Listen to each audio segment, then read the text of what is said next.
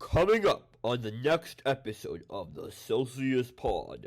Yeah, that is a good question. Because Why is he's he just cool abandoned? and he's funny and he's the best part of the movie. He is not cool or funny or the best part of the Every Bro, single one of those what are is you wrong. talking about? Every You know time what- he's on screen, the movie got worse. I saw the stuff about Mark Ruffalo playing like the evil dictator and being like, and him being Trump, and I'm like, okay, there's no way he's genuinely Trump. That would be way too political. It's Yeah, no, very he is. subtle. He just is. I get into the film, and like the second he's introduced, he's going like, I kept bringing home these ladies, and then eventually I brought home some ladyboys too.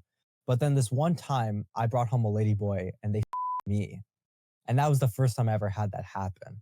But it was a pretty interesting experience because I got to imagine that I was the ladyboy.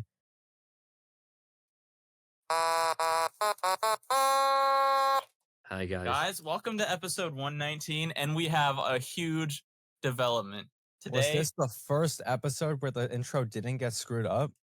Maybe, but this is also the first episode we've had in a long time with a guest star that isn't Nicola on it.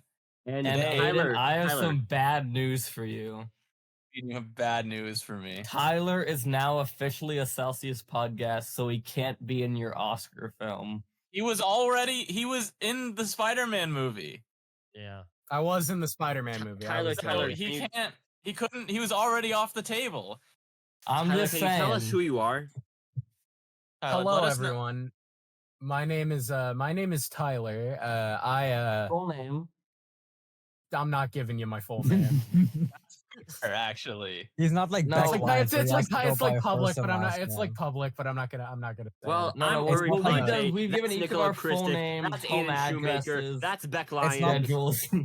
It's not like Beckett Leones where he needs to have his full name for comedic purposes. Exactly. Okay, guys. Tyler, my tell name us- is. My name is. And I live on. Bleep that out, Whoa. and it'll be very funny. It'll be very funny. Bleep that out. Tyler, bleep that out. what do you do? Do you have a channel, or what do you do? Tell us about I yourself. do. What I a do very have a leading channel. question. I like to. Yeah. I make YouTube videos. Whoa. Just Oh, like I my that. also channel. do that. That's pretty good. Yeah, I make YouTube videos. My channel is my channel is Pika Tyler. Whoa, I in like to the- make a on the screen. put it on the screen and Put all it on that. the all screen, that. link whoever's in the editing. description below. Yep. We use Also on the that- description Fun on the fact, screen. we do Everything. not pay our editors. They are all indentured servitude. Yeah, we do not pay her. Uri has given us money. Yeah. But yeah, I like to make videos that talk about video games and just generally Beck what's made the a word video for it? game I'm essay blanking on the once word. about what was Yeah, it? video game Fallout? essays. Yeah. About Beck Fallout, did do Yeah, that. I did do Was one. it and good? and it was not. Damn, that's fucked up. You That's should've said crazy, that. It bro. was That's for evil. class in like 10th grade. And he had like a I week do- to do it. Over the summer, I would like to do like more independent video stuff like that. I really had fun doing like the But video Tyler, essay and like documentary. I assume you style. like films. I Yeah, you know, assume, I given that do you're a on bit this of dabbling in podcast. film. So I was a film major. You That's were? actually why I'm here. Like the pipeline for why I'm here, because I met Aiden in my college film class one year. I was playing The World Ends With You, and he came up to me and he was like, "Is that The World Ends With You?" And I was like, "Yeah, that's The World Ends With You." And then Game we started recognized talking. game. Yeah. at what And then point we and then I- didn't talk for a year. And then we had didn't. another film class in the same room together. And then we became actual friends. We did, yeah. And I think what actually like propelled us to being actual friends was you telling me, "Hey, you want to play Fortnite Tilted Zone Wars with me and the boys?" And I was True. like, "Yeah." Who are That's the always boys? the way to get Fine. friends, bro. So yeah, and then But I've you know just who kinda, still I've just been hasn't hanging played out. Tilted Zone Wars with us? Uri Ponte. So is he Uri, even when a are you member? Okay. on there? The thing No. is, he doesn't have anything that can run Fortnite. Oh, forgot I about also that. don't want to It run. needs to be like a Fortnite. LAN Fortnite game with Uri. Tyler, Oh, yeah. what's the weather where you are? Well, I can show you right now. It's Oh, you can show He's us? gonna open Uh-oh. his window. That doesn't give me a it's number, like Tyler. okay, it's not like a fucking. You know what? I don't care enough to look. It's at the like weather seven. Right now. It's It's 72. 72 degrees. That's 39. true. That Guys. is true. No, It's a 39. not fuck you, because I've had a terrible fucking headache and I woke up with a bloody nose this morning. So Yeah, I'm and straight Aiden, tomorrow- having it a good was time. pouring fucking rain today. I would rather it be raining, bro. Tomorrow I it's gonna feel be awful. even warmer. Oh, that's awesome. It's gonna be But yeah, so much warmer that I'm going to escape the country. That's What? to go to a place gonna even escape the- warmer. you're not gonna escape the country. What the fuck do you mean? He doesn't He's know, moving man. to He Africa. doesn't So know. Tyler, we Oh, do this is he? thing where Okay. we tell us what we've been watching. Have you been watching anything interesting? Well, I watched Invincible season 3. I did that. And your thoughts on the end Unfortunately, of it? I did not show up last week where you guys did talk about Invincible. So Yeah, I but we can't can really, still like, get your quick say- thoughts on the season. Yeah, you like it? I loved it. I loved it. Like I really do like Invincible. I'm not one to like watch like shows like that quickly, but I binged like all of Invincible season 3 in like 2 days. Are you Like, sure? It was very out of character. Are you sure?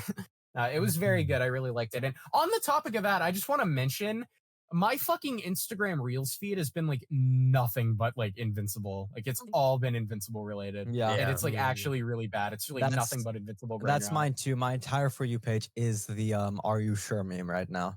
It's Are that you and sure? incel content for Nicola. Yeah. No, not that. There's none of Okay. that. Says the guy who literally follows Andrew Tate on our That is I true. literally He has always don't. been This that one. rumor got Yeah, there you started. go. Are you sure? It's And- not a rumor. It's not Wait, a rumor. We okay. saw it. We It- saw I Yeah, checked we out. did see it. I checked out there for a second. You follow Andrew Tate? No, it's Uri not. It's just a followed joke. Andrew Tate on the Celsius Twitter account. Yeah, on the Yeah. Celsius Twitter. Nicola, read us an We know Okay, but it's- that's funny though. read us we an know Andrew it's Tate him. quote, I don't. How the fuck am I supposed to know? 'cause you have like his poster in your room, He does not. right behind What are you. you Yeah, talking about? Are you schizophrenic? He's calling himself Andrew Tate. Where? He's pointing at the Celsius. You mean Twitter. this? Yeah, are you saying it's you. that? Yeah. That, I had that Andrew Tate will actually be a pinpoint I'm going to talk about later.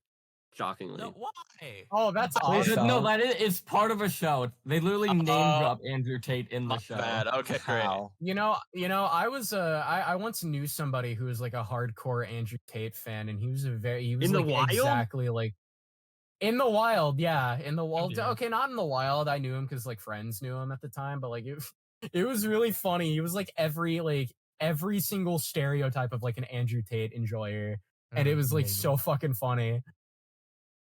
Like before that moment, I was like, do these people like actually exist? Like, Yeah. do Andrew Tate fans I actually guess they exist? do.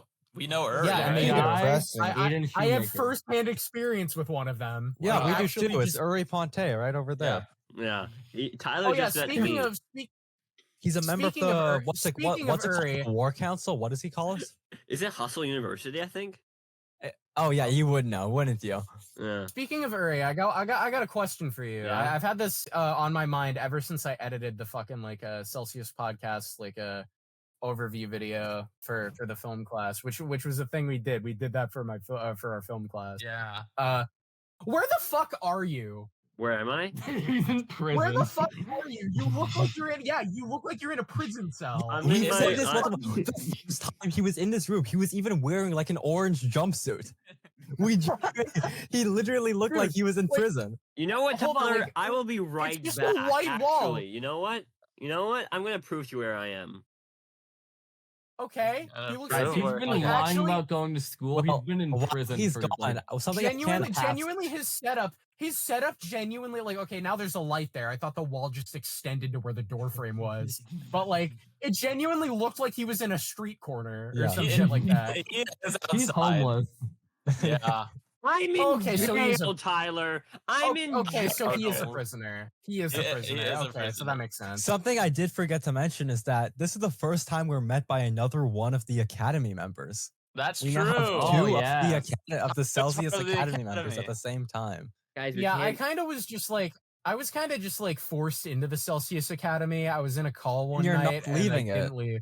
And I you gotta can't leave. find more I'm members. just forced. We need to find more members, and you're part Okay, of that. why is that my responsibility? It's okay, all I didn't our sign responsibilities. You're a All part the of the Academy. Academy. You must But- do it. guys, I think this is something we've totally forgotten about because next episode is 120. as we all know. Yeah. Next do you guys- episode is. True. Do you guys? Yeah. I was do you editing guys- it. Does everybody Are you have their guys things excited? yet?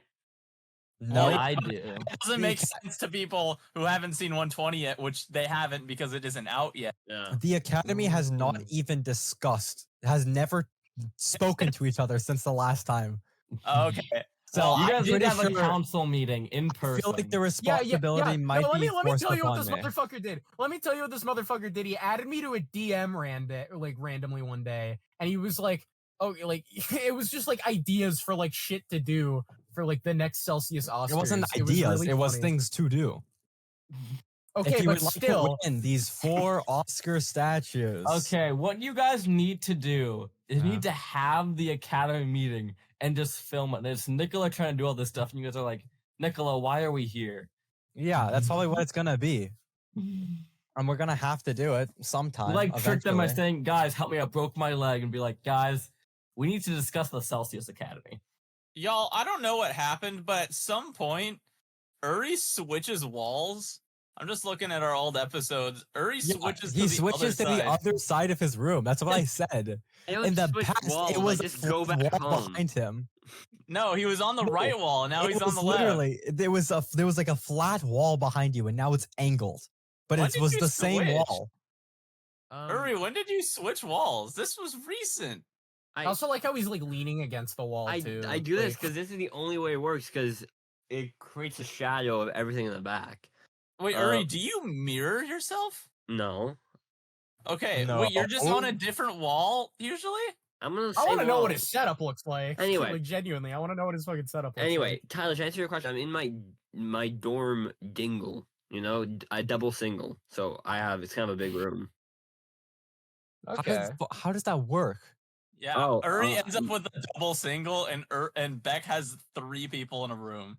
Yeah. My roommate before in the Uri summer gave dropped one of- out. Yeah, honestly, Uri I was gave I one was of mainly his- I was yeah. mainly I was mainly focused on Uri there, but Beck, you just low key look like you're in a conference room right now. Yeah. I Is fucking that where you am. are?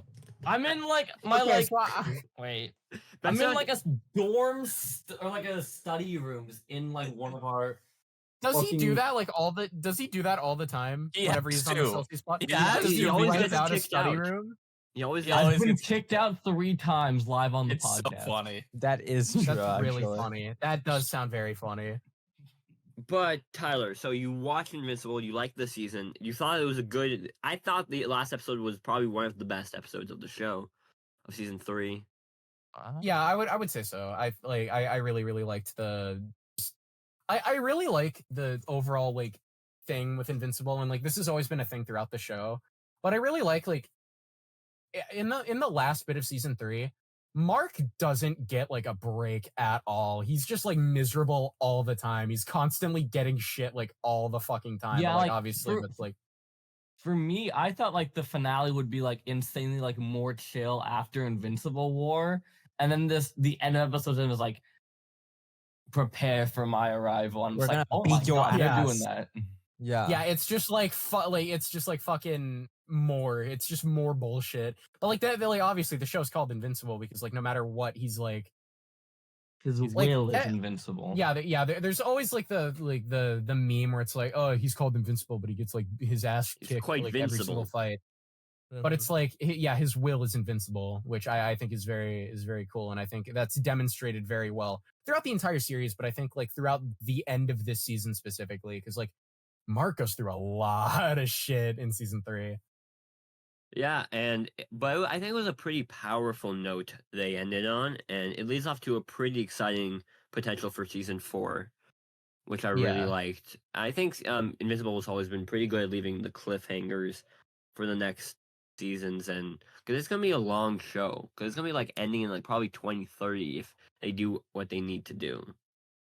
Yeah. Which I'm here for. I'm here for, honestly. Like just more Invincible in general. Yeah, I mean, It's, like a good sort of show that you can come back annually is pretty rare nowadays, you know. And yeah. I mean, I do hope they keep up the annually thing. 'Cause there's like there's a long break between season 1, right? I mean, there's like 2 years. Kyler, do you have any comfort TV shows that you return to any once and again, you know, now and then? Comfort TV. That's a good. Because I know for Aiden it's question. like Adventure Time, and like I I hardly rewatch. Really? I hardly rewatch shows though. Yeah. I guess for me that'd probably be like South Park or something. Like I just put on episodes of South Park whenever I'm bored and there's like nothing going on. I really like South Park overall. But outside of comfort TV, I don't really have a lot. There are a lot of shows that I like, or not a lot of shows. Like there are shows that I do like. I just don't really like find myself coming back to them like for comfort a lot. That's more me with video games. That's something you'll find out with me pretty quickly if you get to know me like in any aspect. I'm very much more like a gamer than I am with TV and movies. I still do like TV and movies, but I really enjoy video games a lot more. Are there any You know, I video? feel like that's also me to some extent, where weirdly I'm a film major, but I feel like I know more stuff about video games than I do film. Yeah. That was me. That was me. What's for a this little bit. face Now, you're I'm not a making film major down anymore. there, Uri? What? You're making this type of face when you're Are hearing you this. Why doubting is my that? gamer knowledge? Beck, I mean, He you hates you gaming, watch a dude. lot of TV and movies though. I play a lot of games. I don't know how He much. does. Yeah. But that's great, Tyler, that you have at least South Park. I've never actually seen, like, maybe You've more never than, seen South Park? more than a few episodes of South Park. I think I've only seen like 2 or 3. I've seen most of season 1 and a handful of later episodes, but nothing. Nothing. Yeah. Not a lot. South Park's good because it's just a show that you can just like pop on like any episode. Yeah. Like I mean, like, it's sort of and, any sort of those types of animated shows, like sort of like long running ones, you can pop in any episode. Yeah, I that's like kind of the that. point of them. Yeah. Very episodic. But South Park's very fun. I really like South Park.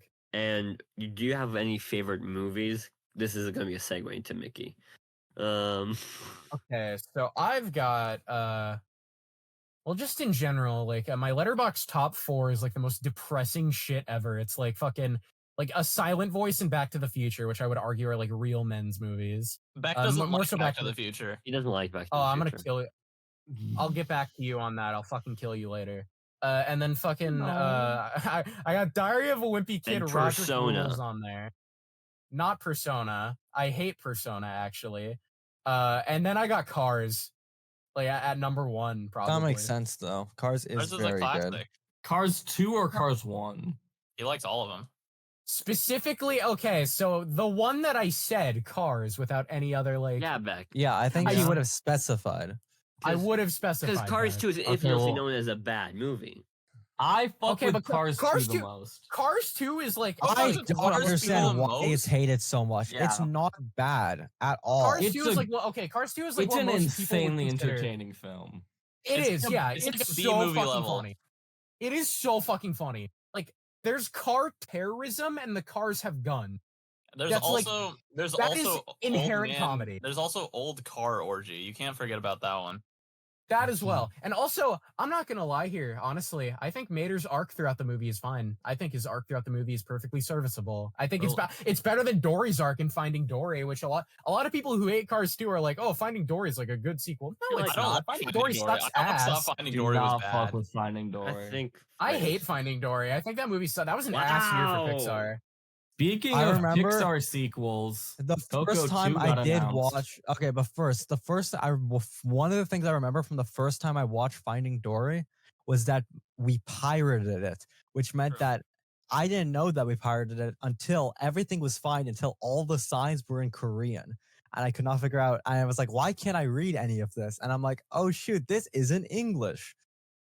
Funny. I like how it took you until that, well, like that long. Like, halfway through these the are this movie. writing here.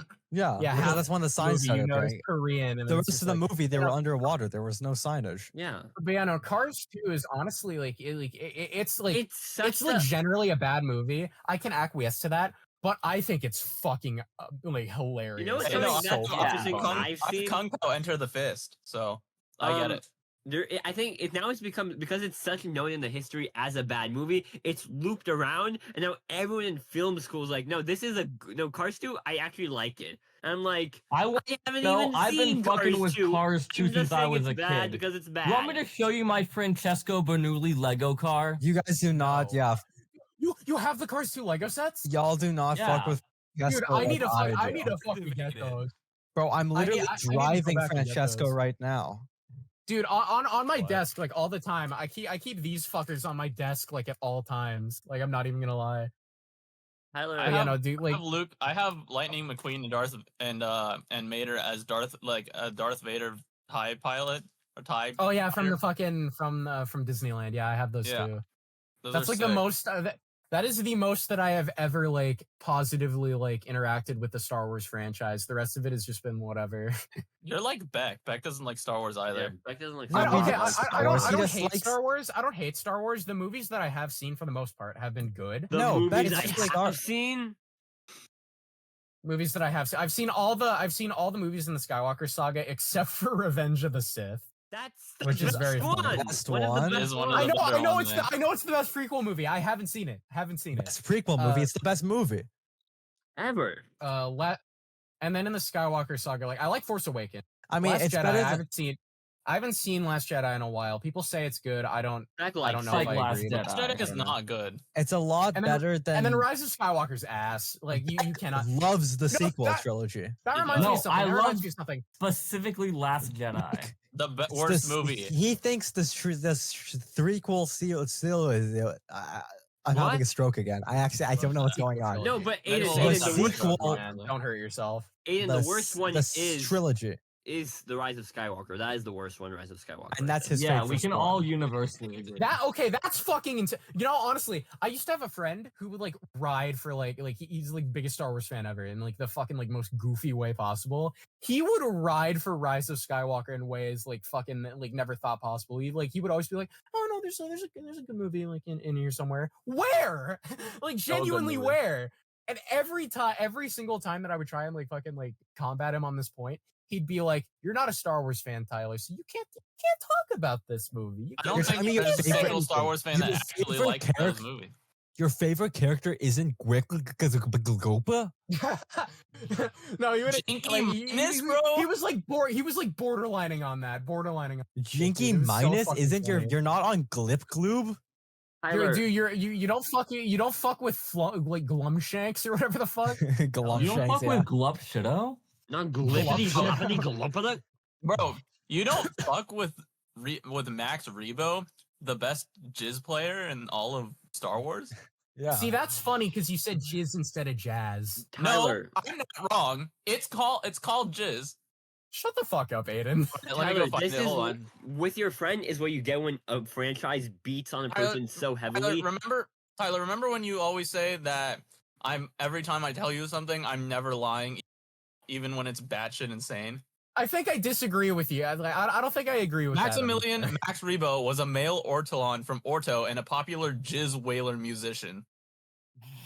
Jizz Check my Whaler. Wikipedia. All right. Okay. But Tyler, But yeah, no, yeah. what we get with go. your friend is when a franchise beats on a person so hard, they have become so destroyed by it. Speaking of that, Aiden, Oh, yeah. how is Harley Quinn?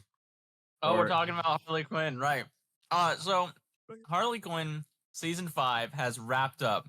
Last time we saw the characters, they were all miniature. And guess what? They become unminiature and they kill Lex Luthor and Lena Luthor. They're dead now. I don't know. They're running out of villains, quite frankly. I don't know what else they're gonna do. Because they don't Wasn't have any that- more. They don't have any more main Batman villains. They don't have any like good Superman villains. They just use Brainiac and Lex Luthor in the same season. Maybe they're Well, gonna isn't start this using series Gorilla ending Grodd. though? I thought the series So- was ending. No, it is not ending. There's like spin-offs announced already. Oh, wait, yeah. Then So- how are they gonna kill all the villains? I don't know, man. I don't know what they're doing. But the ending was really dumb. We get a Superman Ex Machina at the end. So Superman just shows up? Superman shows up because he's been missing the entire season. But he shows up, saves everyone. They're literally about to die. But then they don't. Like they were trying to play it as like a really emotional end dies. But they all live, and then the episode does end with everyone back in like the original Cyborgman house. Not the mall, but like the house that Harley and Ivy live in for most of the show. It ends there, and all the characters from season 5 are all hanging out. They all have a line of dialogue before Harley and Ivy jump out the window and start smashing stuff. So They it can felt only like a afford season one finale. line of dialogue. or a series finale, is what it felt like. But I know it's not. This show doesn't know when It's to just- end. Yeah, it's weird. I don't know. 100 million years. We But- go on. Yeah, it's literally 100 million years. I don't know what else they're gonna do with the show. Yeah, because There's not much else to. every other season they have a tease up for what Toad's gonna do, but do they have Yeah, it they here? didn't have one. Yeah. No. It's such a shame what Harley Quinn kind of maladapted into and like kind of like Yeah. transformed into like a very much a skeleton of its former For self. sure. I don't know. So I just wanted to bring that up, even though it's not the biggest talking point. No, but I would like to continue talking about it as long as I keep watching it. Yeah. Yeah. And we'll let you. Yeah. Thank you. Coco 2 was announced. Interesting. I'm not the biggest Coco fan. I think I watched I it don't like like Coco very much either. 2019. I I think think it it's was good. meh. Excuse It was me? like a pretty average movie. I'll be honest. Okay, I'll be honest here. I think Coco's probably one of my favorite Pixar movies. Like top Wow. 3, maybe. I do top, not top think five. it's think Actually, it's no, just not a top pretty- 3. Not top I- 3. Maybe top 5. I think it's just an average Pixar movie. Yeah, I don't think it's. Yeah, I know. I I don't know, haven't it's not like revi- that I bad, need but to, it's maybe just I need not to very revisit stellar. it, but I haven't seen like a while since like maybe 2019. Yeah. And it's like it's from what I remember, it was okay. It's not my favorite Pixar movie by any margin. No. Tyler, I guess as a guy who likes it, pretty in top 5. Would you be excited for a Coco 2 or no? No, no, it doesn't need a sequel. It doesn't. really I doesn't don't need think it needs a sequel either. No. It doesn't need- The guy I mean, to be didn't fair, act- to be fair, that's most Pixar movies. They don't really need sequels like at all. So you're But, telling me like, the guy Coco- didn't Coco actually? in specific is like why? I think Just there are genuinely. some. Like I think there are some Pixar sequels that do really good. Toy Story. Most of the Toy Oh, Story. yeah, they do Pixels, really good. They do most really of good. the but, Toy like, Story sequels. Yeah, you can see that I like Toy Story 3 a lot back Yeah. back there. I think Toy Story is like the only example of like Pixar sequels that like actively like do better than the original. Like I'm of the opinion that like the Pixar that excluding Toy Story 4, obviously. Mhm. Toy Story 2 is better than 1. Toy Story 3 is better than 2. I Like, don't they think ju- they Toy just Story get 2 is in better than fourth. 1. I think Toy Story. I don't think so either. I think they're both like 4.5 star movies or 5. I think Toy Story the first one's a little bit better. It's a classic. Okay, but I'm more nostalgic for it. the point is though I think they're all good. Yeah. Like I think all are great because they do they do things to like build off of like each other, Yeah. whereas all the other like pretty much I guess Cars 3 kind of does that as well with the original, but I don't know. Cars 3 also kind of feels a little bit unnecessary. I think even though I like Monsters Cars 3, even though I like Monsters Cars 3. University is Yeah. also good. I have a Yeah, Yeah, Monsters I- University is good. I fuck like, with it- Monsters University heavy. We as know a- I don't that. think- Yeah. I don't think Monsters University like really needed to exist, but I think it's Listen, great. There was Honestly, I a really do. there was I a love the message. I love the Monsters message of University Monsters had rowing within the first 30 minutes. That's how you know it was a peak film. Of course. Well then, No, but I love the message of University so fucking much. Like Yeah. it's like Yeah. honestly, it's a really good movie. well, if I think there was a point in time. There was a point. I don't agree with this anymore. There's Yeah. a point in time where I think I thought Monsters University was better than the original. I do think I it's don't better. agree with that think that. anymore. I Me and Beck still think it's think better. that. I think that's fair. Honestly, I don't agree anymore, but I do think that It's is my- fair. I think I'm it's not my- of this opinion. it's my second favorite Pixar movie. Okay, that's a little crazy. That's but I can respect it. I can respect it. But that's a little Top crazy. 3 are Toy Story 3, Monsters Inc., Cars. Hell yeah. That's my top 3. That's good. Yeah, but which See, cars? that's why I'm still Cars the friends first with him. one. That's why I'm still friends with him. That's why I didn't run the other direction when he said he was an Ace Attorney fan. What do you mean? You don't like Ace Attorney? No, it sucks. Mr. I Danganronpa like shirt? I'm saying. Yeah, I'm saying this while wearing a Danganronpa shirt. Mr. Danganronpa? Danganronpa. And my top 3 are Danganronpa is good as hell though. my top 3 are Toy Story 3, Monsters University, The Incredibles. I think my top 3 That's are fair. Inside I Out think that's 1, Wally, and Win or Lose. Beck, you can't do win or That's a lose. It's a show. show. You can't Winner do Win or Lose is a Lose. show. I Also, can Inside include it. Out. It's made by Mm, Pixar. Beck, can Not- you put? no, yeah, but it's not a movie. Yeah. If you're saying in the grand scheme of Pixar show, yeah, I think it's number 1. Yeah, there's but, like like- 2 Pixar shows. Okay, Uri, there's actually one. 5. There's actually 5. Okay. They So did not there- know that. There's Dream Productions, There's Monsters at Work. There's Win or Lose. There's Cars on the Road. Cars on the Road. There's Doug Days. There's that Lego series. Those last two are just kind of like question. those last three are just kind of like shorts compilations. Yeah, they're not really shows. Forky, do I give a shit about what Forky feels?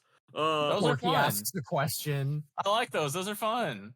No, Aiden, This you're guy a simple sucks, boy. guys. I think Also- Win or Lose is also, the this only is one my- that qualifies to stand on the same like level of like. This is the my rest hot of the take. stack. This is my personal hot take. I don't think Inside Out's that good.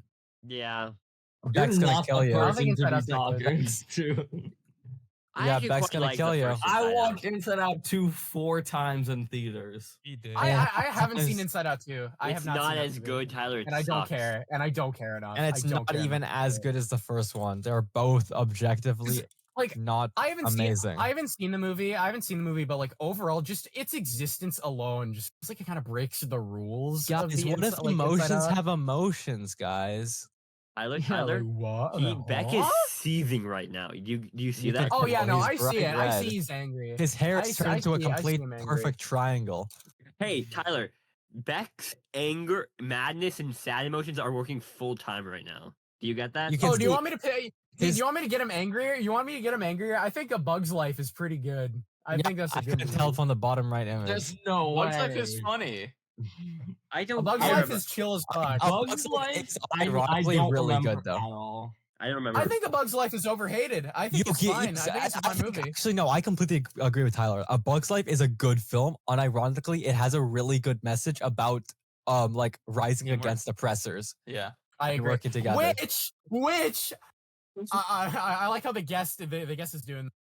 Mickey Yeah, Tyler, 17. lead us into Mickey into Mickey 17. Lead us 17. into Mickey Mickey 17. Mickey Nicola, did you see 17. it? Donald I did. I Donald saw Trump it with is in them. that movie. So Yeah, everybody Donald Trump saw is in Mickey that 17 here. We're not going to try to Yes. talk over one another. Let's each What I'm talk gonna about say each. is that before I watched Mickey 17, I saw the stuff about Mark Ruffalo playing like the evil dictator and being like, and him being Trump, and I'm like, okay, there's no way he's genuinely Trump. That would be way too political. It's Yeah, no, very he is. subtle. He just is. I get into the film, and like the second he's introduced, he's going like that, and he's like doing the It's like the most mannerisms. unsubtle shit ever. This shit is and it's so like unsubtle. This shit is less unsubtle than I saw the TV Glow. Yeah. But the thing is, I think the way we do this, each one of us will talk about our like general opinion of the movie and how we thought, and then we can discuss. But this movie totally thought Donald Trump was going to lose in 2024. They Yeah, totally, there's no Yeah. way they thought he was gonna Yeah. win. yeah. Tyler, as the guest, Funny. you can start off with your opinion. okay. But we want to so- give a recap first. We don't need. It's like, who wants to give a Tyler? Want to give a recap? Yeah, Tyler, you give the recap and then we'll give our opinions. Okay, so Mickey 17 is about Mickey, the main character, and he dies 17 times. That's his whole thing. He's an expendable. True. His whole thing is that he dies, and every single time he dies, he gets printed out of a machine, and he comes back.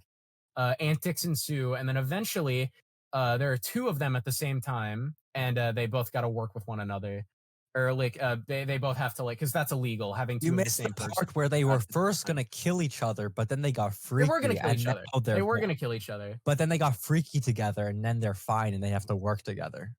Yeah, it was like it was. It's a I did not part of expect the that. story. I did not expect that movie to be as fucking freaky as it was. There was It is a so guy freaky. in in terms of, theater like- who 20 minutes in said, "Oh, so this is gonna be a weird movie." Yeah, and then like throughout the Literally said entire movie, that. Aiden kept just like turning to the both of us and was like, "This is gonna be a weird movie. This is gonna be a weird movie. huh? movie. This is gonna be a weird movie."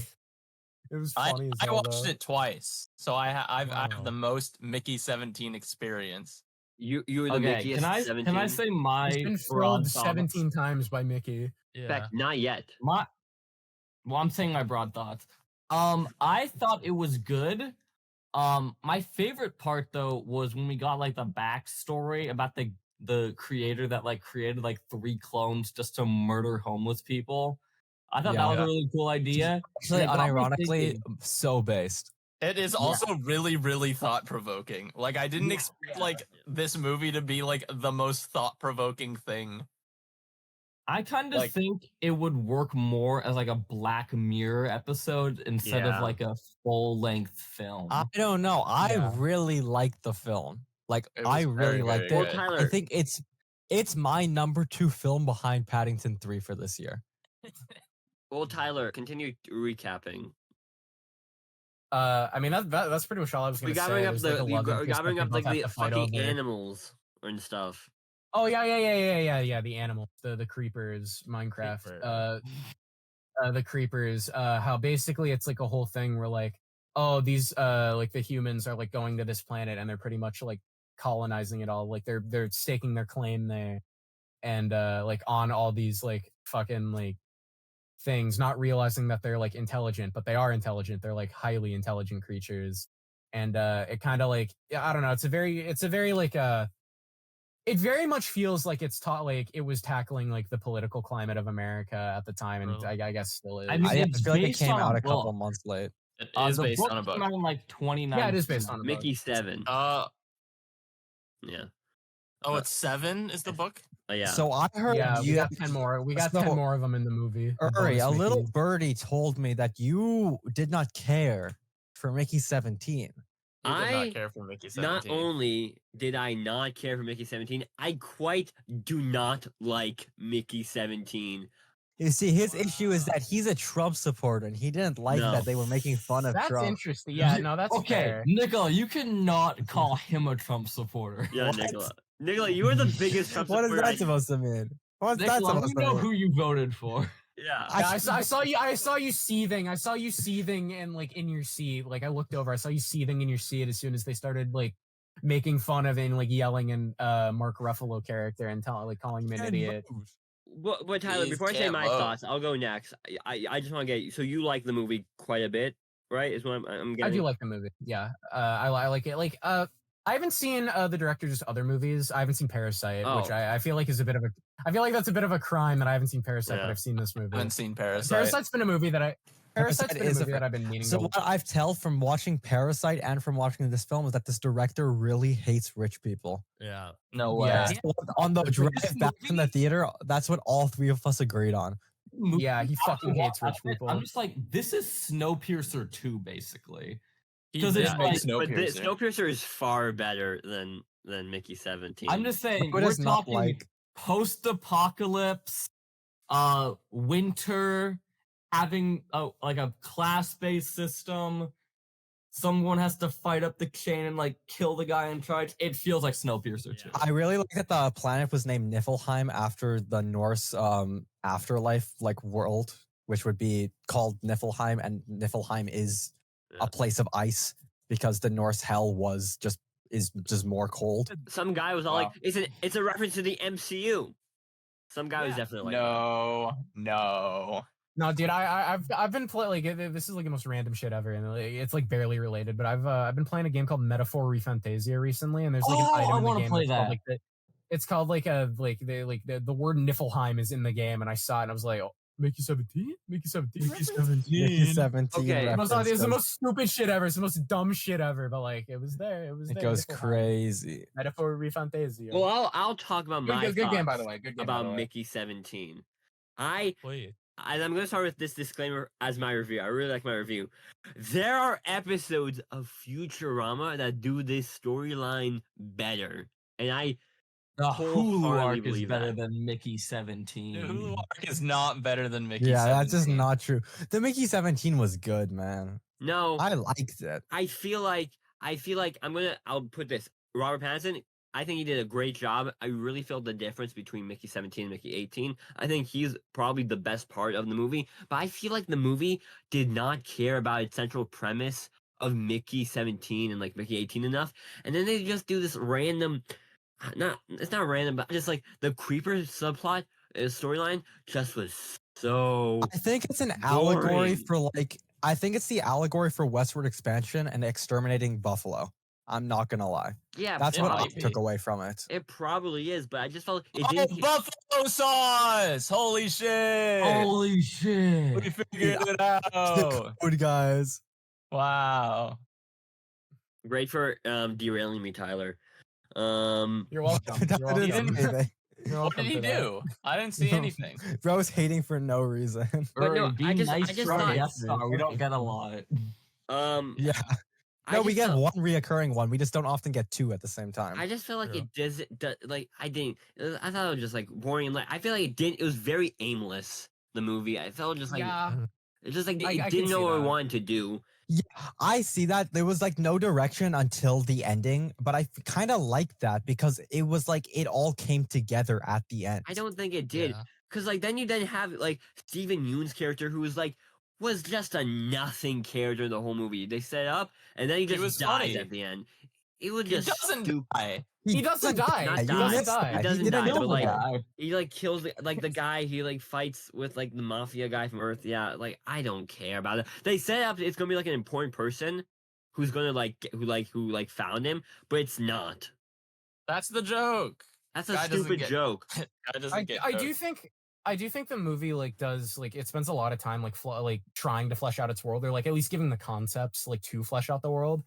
But like it doesn't really explore them. But honestly, that's mainly because like those other concepts I are ultimately a bit irrelevant to the story being told, which is like the base of the story, and like what matters in the story is like Mickey and how he like deals with everything as a consequence to everything going on in the world. which and, like, but all makes that it stuff. makes him feel like he has no like real agency until like the ending, and it feels like things are just happening to him.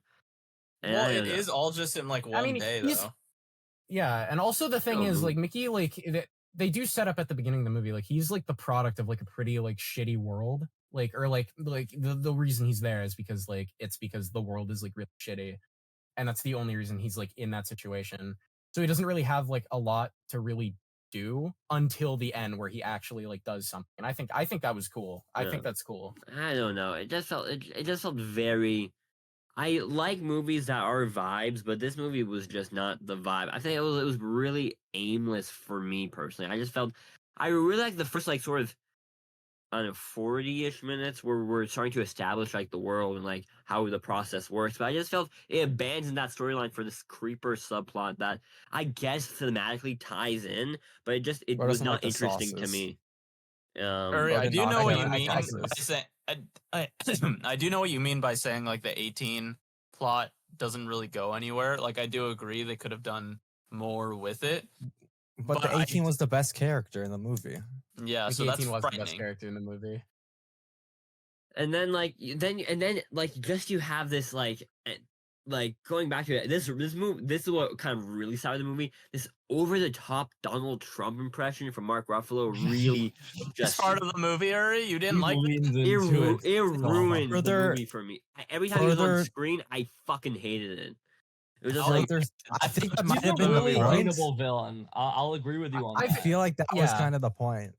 I I'm think not I think his performance is like really over the top and funny. And Yeah, I think but it's it's kinda, not- I think it's- it's funny. it's not even like an interesting performance. It's just Donald Trump, and that's Isn't that Well, yeah, funny, but though? Imagine yeah, that- Donald Trump running a fucking space station. That's Yeah, that's funny the as point. shit. it was because like they're stupid. they're very unsubtle with like the Trump parallels. Obviously, like his supporters like have red hats and everything, Yeah, all, like no. on Earth in the Yeah. beginning of the movie. Yeah, no, that was All that stuff. They're very unsubtle about it, obviously. yeah.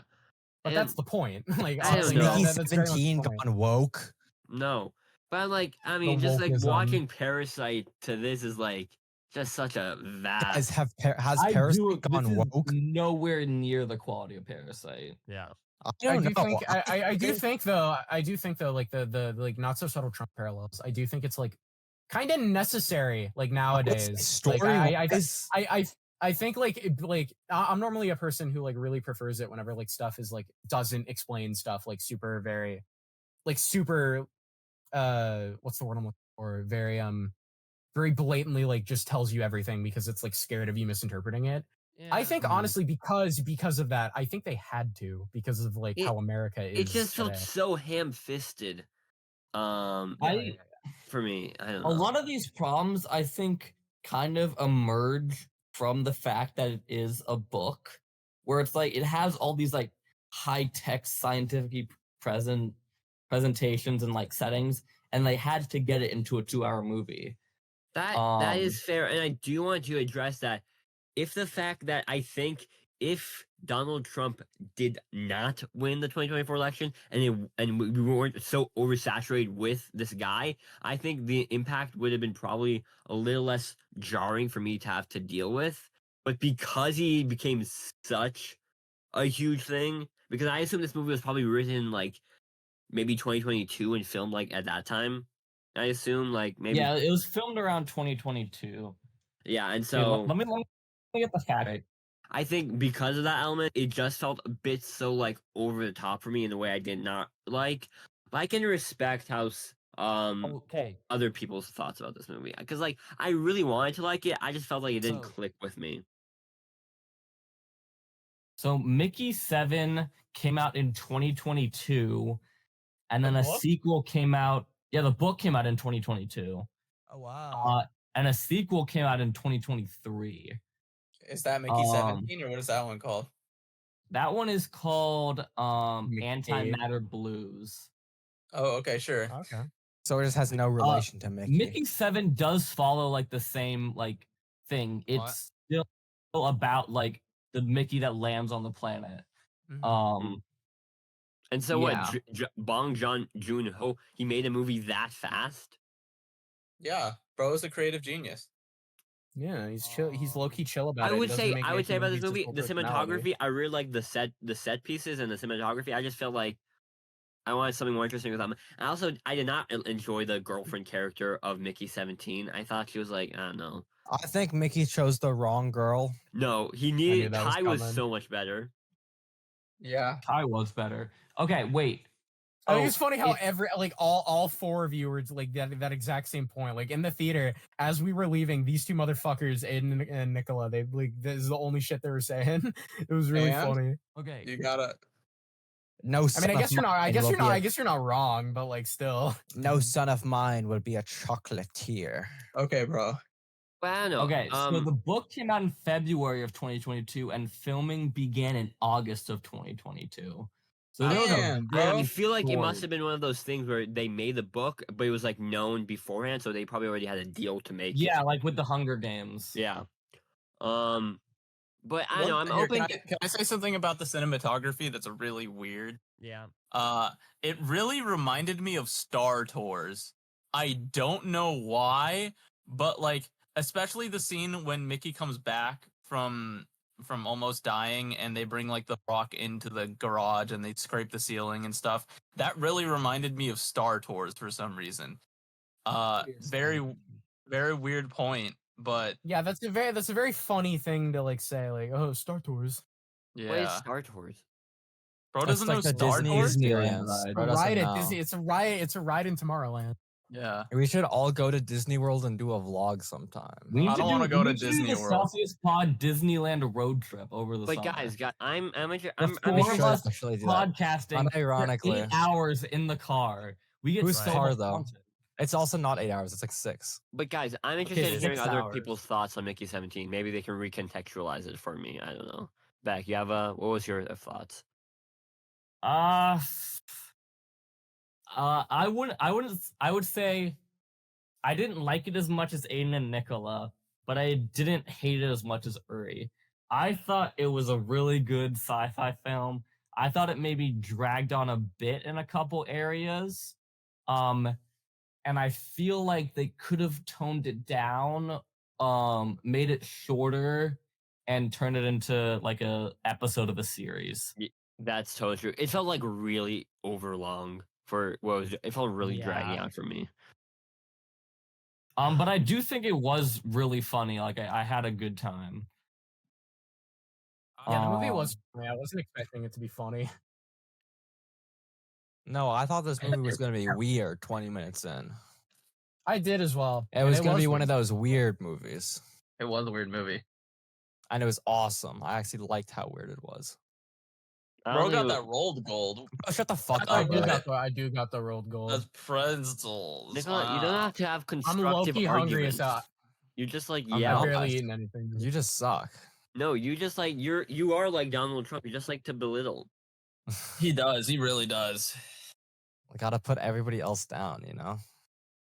Nicola, are you fucking? 18 You look like you're movies. fucking high right now. But I don't know. I just Aiden, you seem to like this movie more. Yeah, I don't know. I really liked it. I thought it was really funny. I thought the writing was good. I think it did explore some interesting concepts. Mark Ruffalo's character, I'm of the opinion that he was the best character in the movie. He was very funny. Worst character. No, Mickey 18 was the best character. I do think it runs a little like 20 minutes too long. Okay, one thing that did felt really weird to me was how different 18 was from 17. That kind of threw me off. Yeah. Yeah, that doesn't Yeah, make sense. that was a little weird. They kind of explain it. Like, I mean, it makes sense that they'd be different. Or are they supposed to be the same guy with the same memory?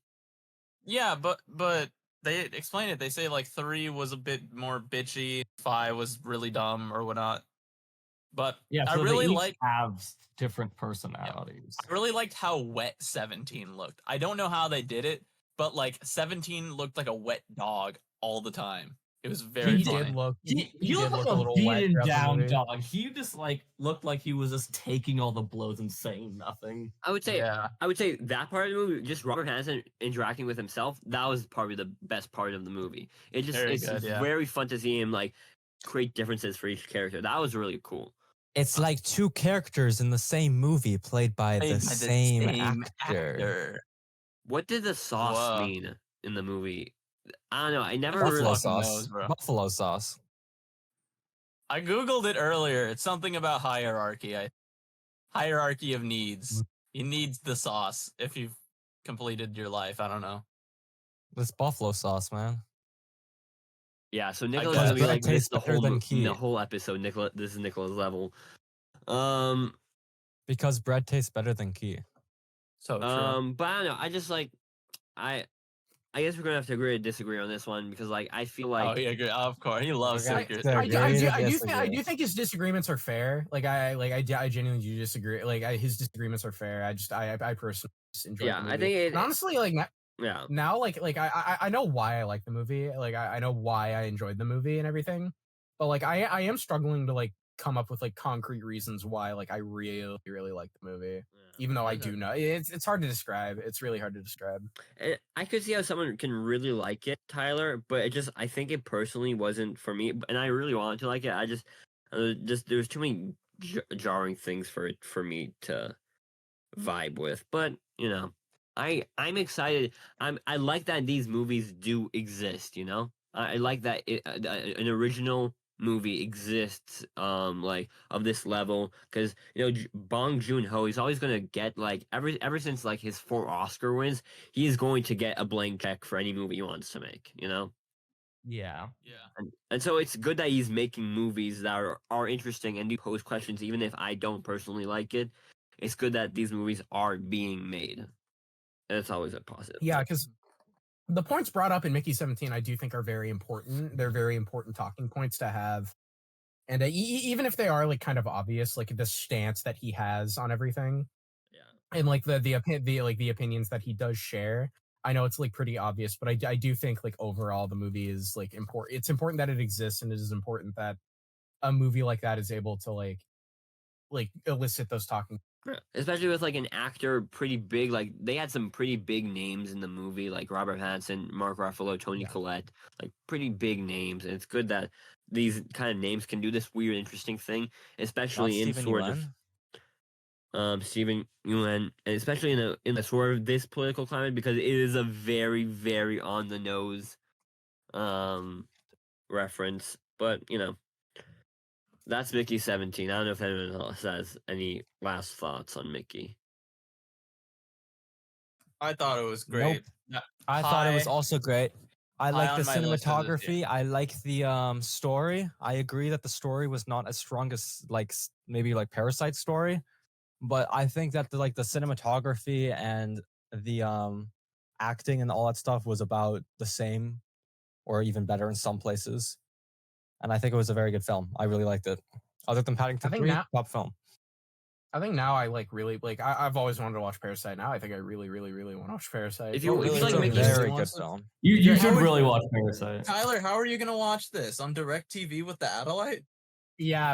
I'm gonna use DirecTV Well- for their movies and watch it with the Adelaide. Tyler, if you like Mickey 17, the other movie from him that I think you probably would like more than Parasite is Snowpiercer. Snowpiercer, yeah.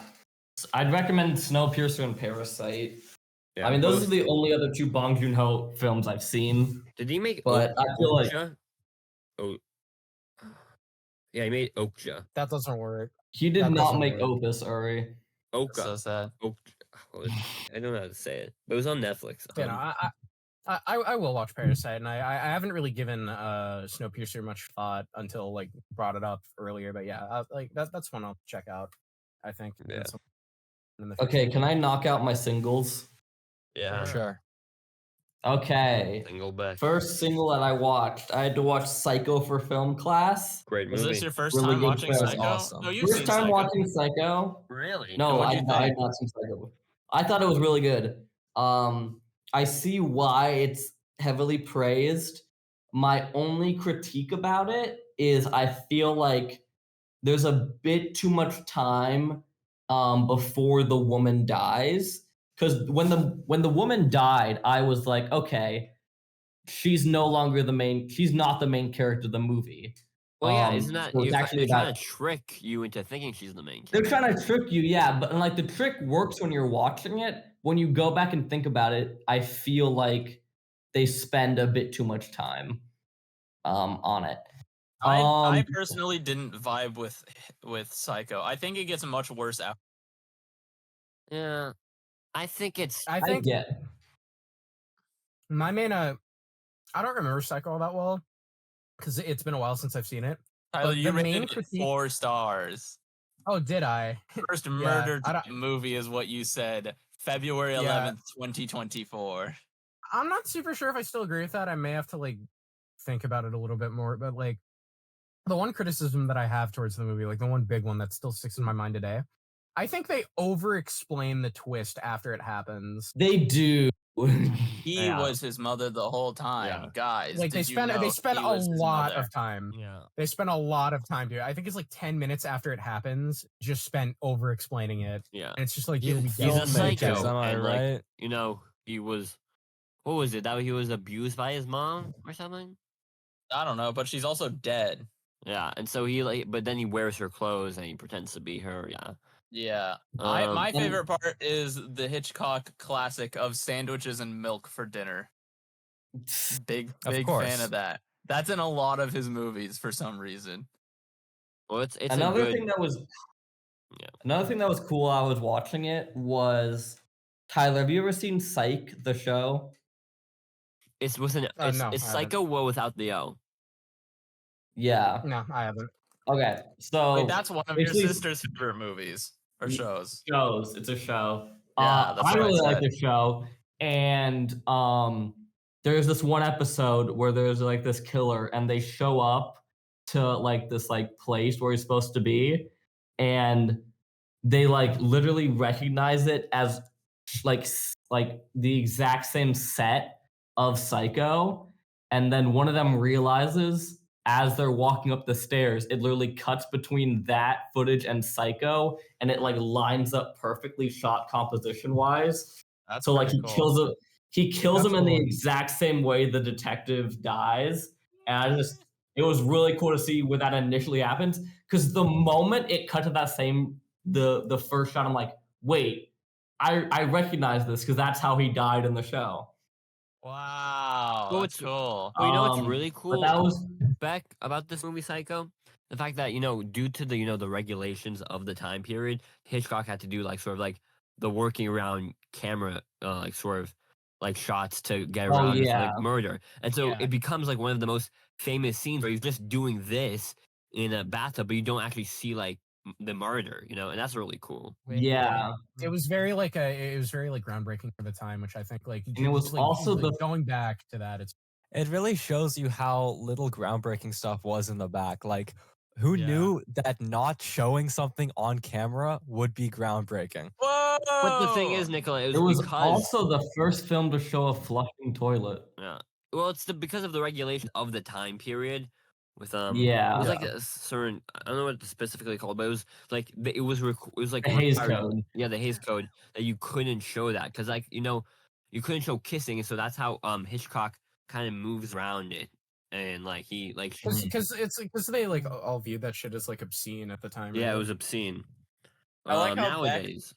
I like how Beck appreciates Psycho for being the first of its kind to do that kind of thing, and then doesn't like Back to the Future for being the first of its kind to do that type of thing. Oh yeah. Can we talk about that actually? Can we fucking Yes. talk about it a little while? Why do you not like Back to the I'll be Future? right man? back. Why do you not like that movie? It's not that I don't like Back to the Future. I just think it's not 5 stars. I gave it 3.5. I That's think it's just a terrible. really good Okay, film. all right. I'm willing to hear you out. Why is it 3.5? Why is it 3.5? I don't know. I just like Bro didn't I vibe don't with feel it. like I get a lot out of it. I'm just like he goes back in time.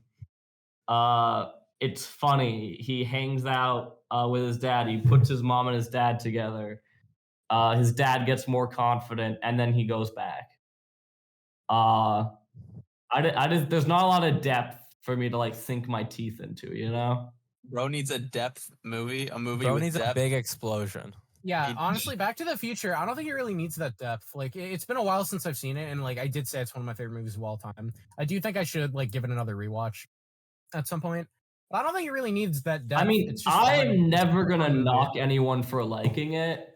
It's completely fair to like it. I just like I don't care that you guys like have it at 5 stars. This can definitely be someone's 5-star film. It's just not that Yeah. for me. Tyler, have you seen the other Yeah. ones? I have seen 2. I haven't seen 3 You yet. haven't seen 3? 3 is the funniest I haven't one seen three because Michael J. Fox almost kills himself filming the movie. Mm. I don't think that's very funny. I think it's hilarious, actually. Whenever I was watching Back to the Future at the time, I had friends who told me that 2 was the fan favorite. I don't It is the agree. fan- I don't it agree is the with fan that. favorite, but I don't think it's as good as. Yeah, I don't agree with that. I don't think it's as good as like because the issue with me for 2 is that it just retreads so much ground that one Yeah. did. Oh, then you're gonna hate 3. It retreads already treaded ground. It's Yeah, the but except they're exact same cowboys. film. That's epic, dude. Aiden, you're Like, not- I still think 2's a good movie. 2's a good movie, but it like there's a lot that it just goes over. Like it goes over a lot of what 1 did, and I think just kind of because like at that point, like that's a thing I have when like of like sequels to things. Like whenever they just like redo what was done before, like what makes this movie stand on it? Is it just the fact that it's like the first movie?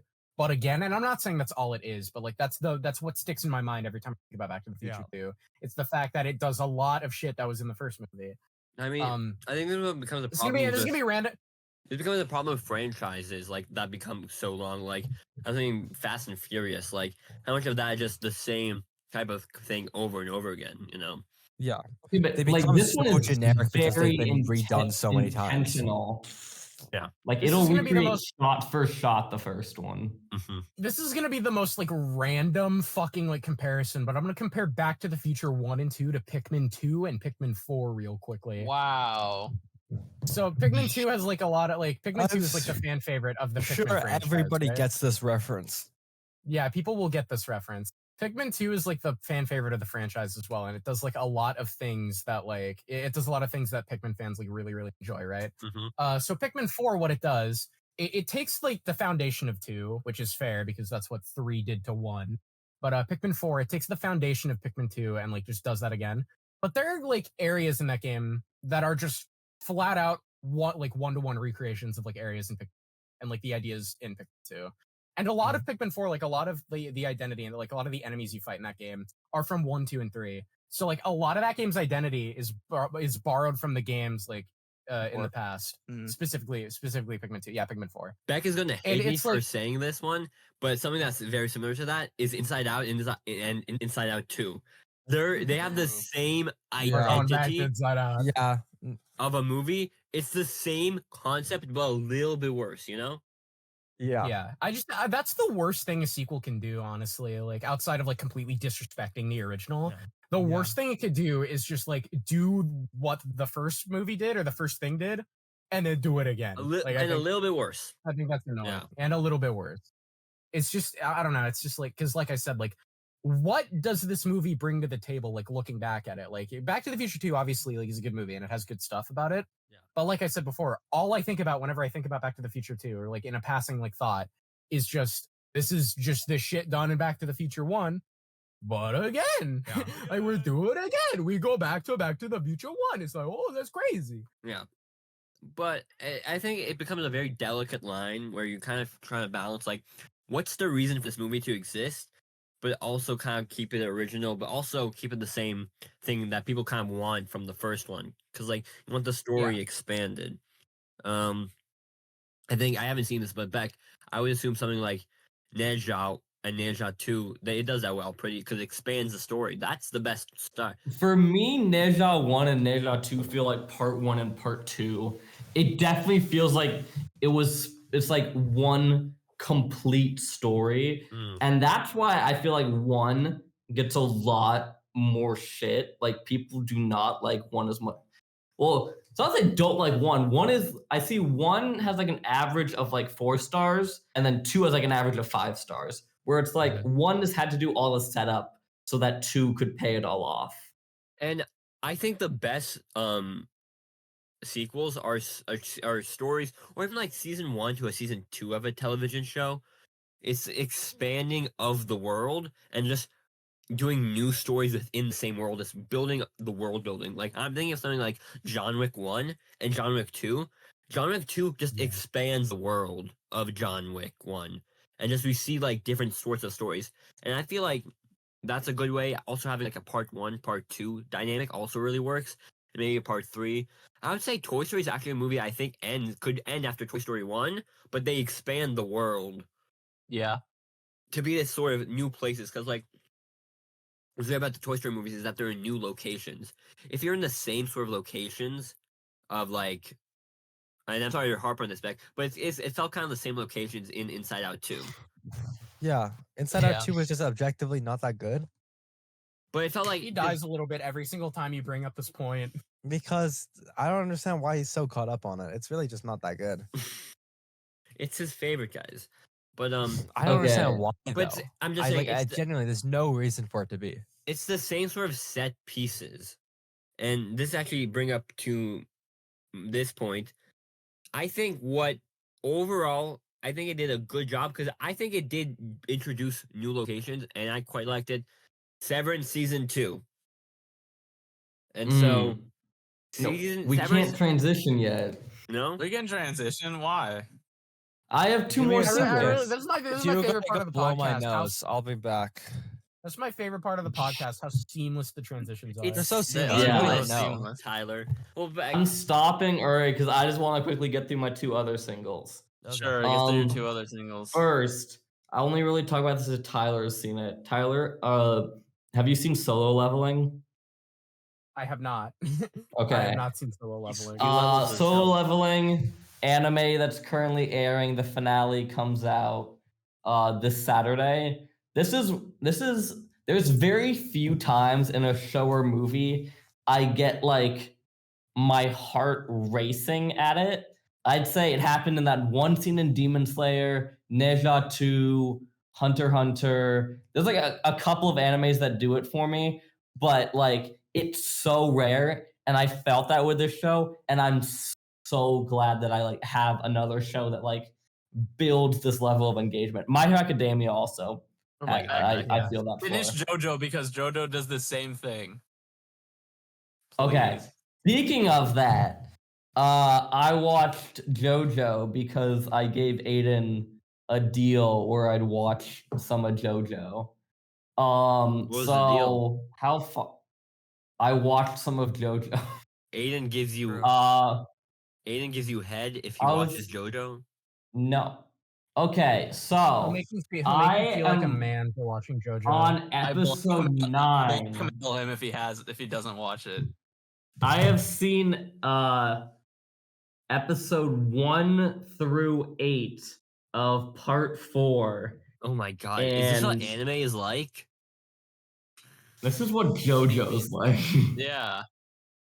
Um, Jojo's kind of an but- anthology. to be honest, it's just feeling like Guys, it's part 3 again, but this time we're in the same town. And we're just Bro gonna does not. we're just gonna Bro doesn't fuck we're with just- Morio. we're gonna fight more stand people each episode. And we're gonna do that for 20 episodes, and then it's gonna end.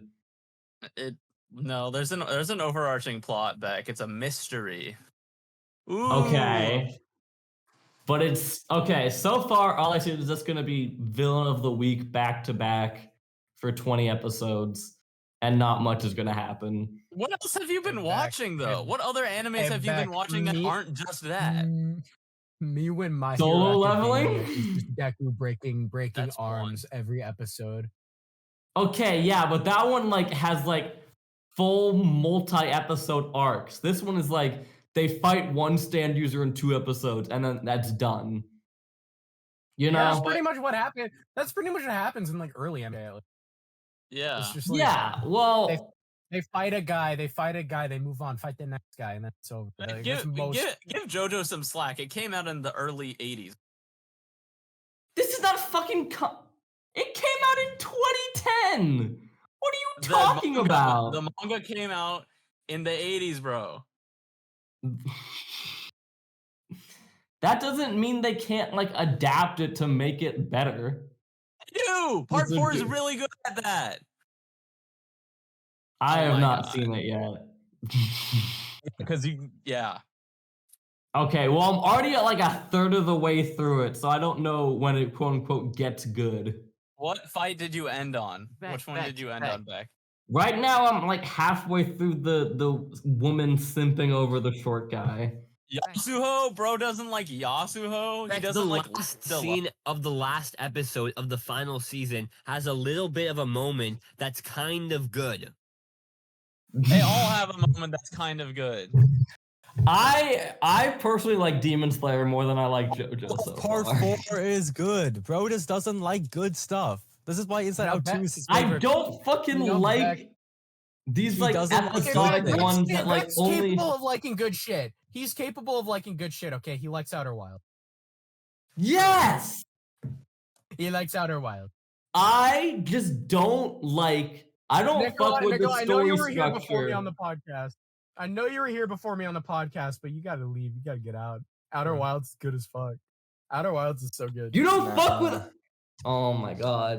And as somebody who has never played Outer Wilds, Okay, but like I just personally don't like these like villain of the week detached episodes of shows because I feel like you kind of get no forward momentum throughout like the entire like runtime. Like I felt The that rest- with like The rest of the series does that way better. okay, I do have to ask you though, Beck. You like Invincible, right? Or have you seen Invincible? Yeah. Like we were talking about that earlier. Yeah, you like Invincible. That's pretty much Yeah. what Invincible is. Like every episode, like has like villain of the week shit.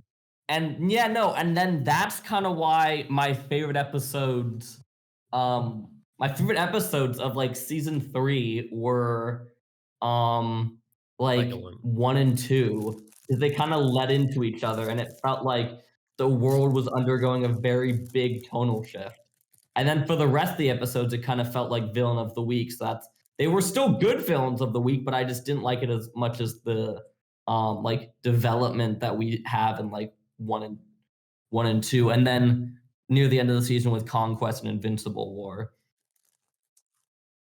Well, the thing is, I think in Invincible is kind of different because I think every villain of the week, like they all like play into like each different part of the like each Yeah, no, character, you know, like, As long as they like grow after the villain of the week, I like it. yeah. I just feel Well, like, like in for JoJo example, in they episode- don't grow when they beat the villain of the week. They He just just doesn't get beat it, them. man. I don't even know Do why they- I'm opposing Beck. I've What never seen character JoJo. development happens over part 3? Koichi, Josuke, Okuyasu. every Rohan. I said part 3. fight brings 3? them closer to Dio. Yeah. That's the whole point. Every fight brings them closer. Oh wow, dude, we got 2 feet closer to Dio. Guys, we This got guy some. I don't sucks. want This to guy watch doesn't them like get good 2 stuff. feet closer to Dio 20 episodes. Beck, you This know guy what? sucks. I don't Every understand what JoJo language you guys are speaking. Is Beck losing the argument? Beck, Yes. no, Tyler. Every JoJo argument is just Beck saying he doesn't like it, and then Aiden and Nicola just yelling at him saying you should like it. Because he's That's objectively very wrong. funny. I'm not. Um, I don't think you know what objective means, Nicola. Yeah, we do. And I think he's it's- rage baiting. I think he's rage baiting, Chris. I'm He objectively definitely correct. is. But I lean into the bit because it's We entertaining. objectively know what objective means. it's subjective with the meaning of objective, by the way. Okay. But those What are else? my solos. I can do a solo. Didn't you rewatch something back? We watched Novocaine, but we talked about it last episode, so Why do you I don't rewatch think we really- Novocaine? Yeah, but why did you rewatch it? I liked Novocaine. Enough to rewatch it? What, by yourself? Yeah. Sad. I watched the Professor Layton a while back. Wow. How was that? It was pretty good. I liked it. Nice. I'm trying to contribute by giving a No, Your, that's your fair, camera Tyler. is frozen though. Oh, yeah. Tyler I keeps- do notice that. I do notice that my internet that's good. That's decides fine. to die. Bro lost the Adelaide. You lost yeah. I lose the Adelaide. I want to talk about Opus. Yeah. So it's the new. Would you Io say Inibri it's movie. Io Inibri's magnum opus? Did you say Inibri? Inebriated? You mean Adibri? Adibri. No, I've seen Inside Out too. I know how it's pronounced. Okay, man. Anyway, so Opus, it's not the magnum opus. It's far from a magnum opus. It's actually a terrible movie. Oh wow, really? it's an opus magnum, I think you could call it. I don't think that's right. I Isn't think that's that the- still I a feel good thing. It's here. I'll talk about it. So John Malkovich is like this really famous pop star from like the 80s and the 90s, and then I thought he was an actor. no, in this movie, and like then he goes. I guess he's been gone missing for like 30 years, but then there was rumors about there's a new album Wow. coming out, and he always has a really Is this big like is this a British movie? no, and so he has a new album coming out, and whenever there's a new album, he has this ritual where he brings a bunch of people to like sort of his like home to listen to the music. But then there's Io Adibri, and she's like playing this journalist at like a print media company, and like she wants to write more real good stories, but then she's like, but she doesn't. She's like told by her like I guess her boyfriend, I guess, that she like she doesn't really have like nothing has really happened to her. She's had a very medium life. She needs something interesting in her to have perspective, because people want to listen to people who have perspective. Like you don't have any trauma. Your parents were good. Like that's like nothing's interesting happened to you.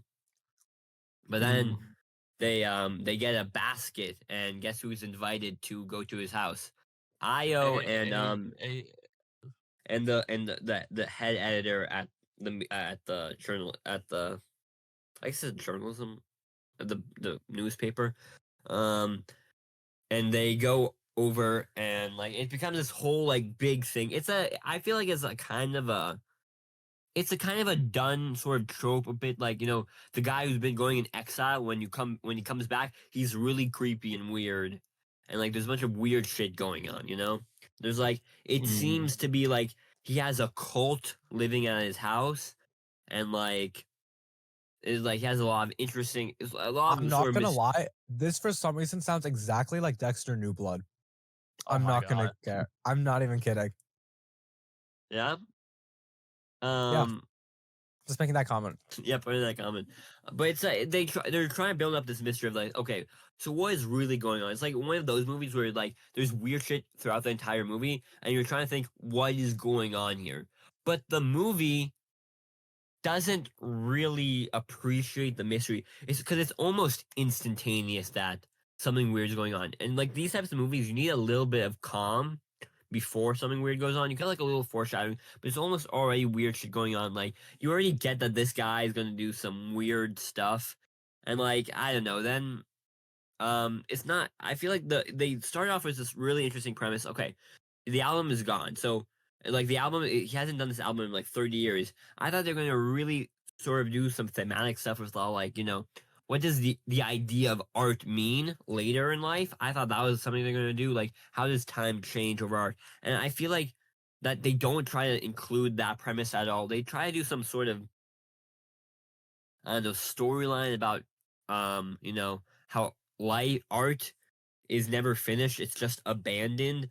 But then they try to incorporate that with like some cult stuff, which just does not work. Because then they end up start killing some of the people that like come over, and except for she's like telling the rest of the group who comes over like, we have to leave, and they're like, oh, you're crazy. But it's almost to kind of an insane level where it's like she's not crazy. It's kind of really obvious because they started just doing weird shit with the people who come over, but they don't really explain why. It's apparent that he has like this cult called leveling, the level or something. Something Solo like that. leveling? No, it's called No. Who the level, fuck got something like that? that. And like, They will watch stuff like that, but not watch JoJo Part 4. Exactly. I am currently watching JoJo Part 4. You cannot give me shit. but then Give me shit. But then they try to do this interesting concept, but they're just not really. I think they don't really have enough to say about it, and they're not doing interesting stuff with it. Because like a woman like coughs, and she gets taken out to be like treated, and then when the final confrontation comes over, and they're all like, they got all the remaining people to be in the room. Ayo Adibu, she's like sitting in like a beanbag chair, but then something climbs out of the beanbag chair. It's the woman from earlier, but she's just, her eyes are like bloated and her tongue it's disgusting. Some of the parts of This movie sounds really good. and I don't know. And then I think, and so Ayo eventually leaves and she manages to escape. And then the premise, the idea becomes like, oh, because she went through this traumatic thing, she now is able to have a perspective because she wrote a book about her experience, And so she got perspective, but then she's all like, she wants to do one last interview with the guy because he was arrested. And then he basically kind of does sort of a reveal to her, like, we needed this to happen so we could get the word out about our like sort of our religion, stuff like that, like so we can like express like our power. And like he says, he gives this monologue because like apparently before she left there was this whole thing where all the people on like his house, they're all the cult members, they're all like they're about to drink something that's implied to be like a cult suicide, but then all of them are missing. But then he's like, our members are like everywhere, and you seem like they're gonna be in like places of power, but then you just see a guy fucking at like an ice cream one of the cold at an ice cream shop just giving like ice cream. Guys, Guys, they have the ice cream shops. What are we gonna Guys, do? I think the guy that works at our local, like our pal, like the Baskin store Robbins. we have, no, like this, there's this like this like grocery store in our area, and there's this guy that works there, and I think he might be working for the government. I think he might be stalking us. I He's always definitely think like, so. I see him constantly, like all the time. It's like almost every Monday I see him at the same time. It's really weird. Stop going to ice cream, Nicola. Get some. It's not No, ice and cream. then It's a I grocery keep store. like trying to There's this visit really him at the I think store, it's and he says, called- "Why are you visiting me at the store?" Yeah, it's just. How are I you think it's just visiting called- me at the store, bro? You're in It's just. Boston. I think they're worshiping this type of sun because there's this massive sun plastered on the side of the building. Yeah. So there's literally not though. I don't There's know. a You big can't ass say there mural is. though. I think as someone who doesn't work there, Nicola would know how it looks. Exactly. But As somebody who's never visited there. But the movie just like I don't know, it brings up this final really big point. Like, I don't know, they're the cult members, they're everywhere now. Like, and it's just like the scenes are so funny. Like, it's just a woman just cleaning like at her like in like behind a restaurant. Like, they're really important, these guys. And it's so stupid. The But they movie are everywhere. the movie just like dumb, and like I don't know. It felt like I don't think the movie knew what it wanted to say. So are you saying you didn't like the movie, Uri? Yeah. Saying it was bad? I think the movie doesn't like itself, which is a very interesting idea. But That is a weird way to state it.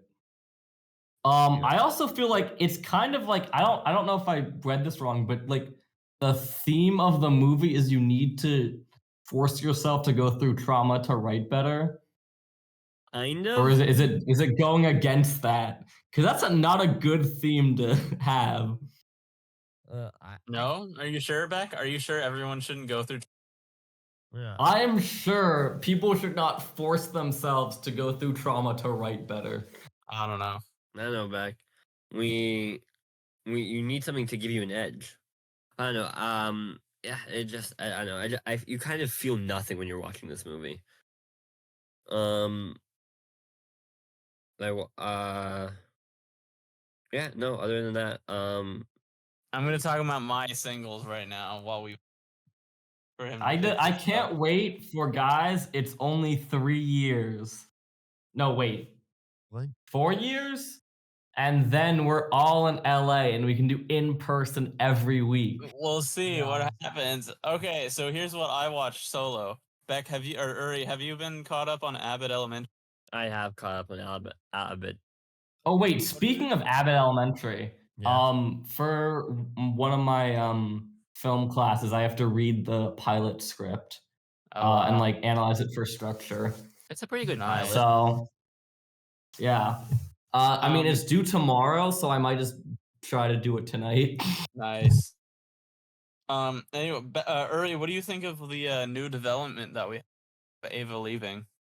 I think it's a pretty interesting development. You know, you always at this point in the show, you kind of have that like it feels very akin to Michael Scott leaving. It does, but I don't think she's leaving. No, I don't think she's done. I think it's a fake return, but they need something to spicy to introduce this late into the season because they were building up this the golf course storyline that it needed to go somewhere, and this is a pretty fun place to put it. She's obviously gonna either return at the beginning of next season or at the end of this season. I think she might become a teacher over a principal. Yeah, but does she need to get like a teaching degree and stuff or something like that for that to happen? Or Yeah, but like, hasn't she been blackmailing a billion That people is the true. entire show? that is true.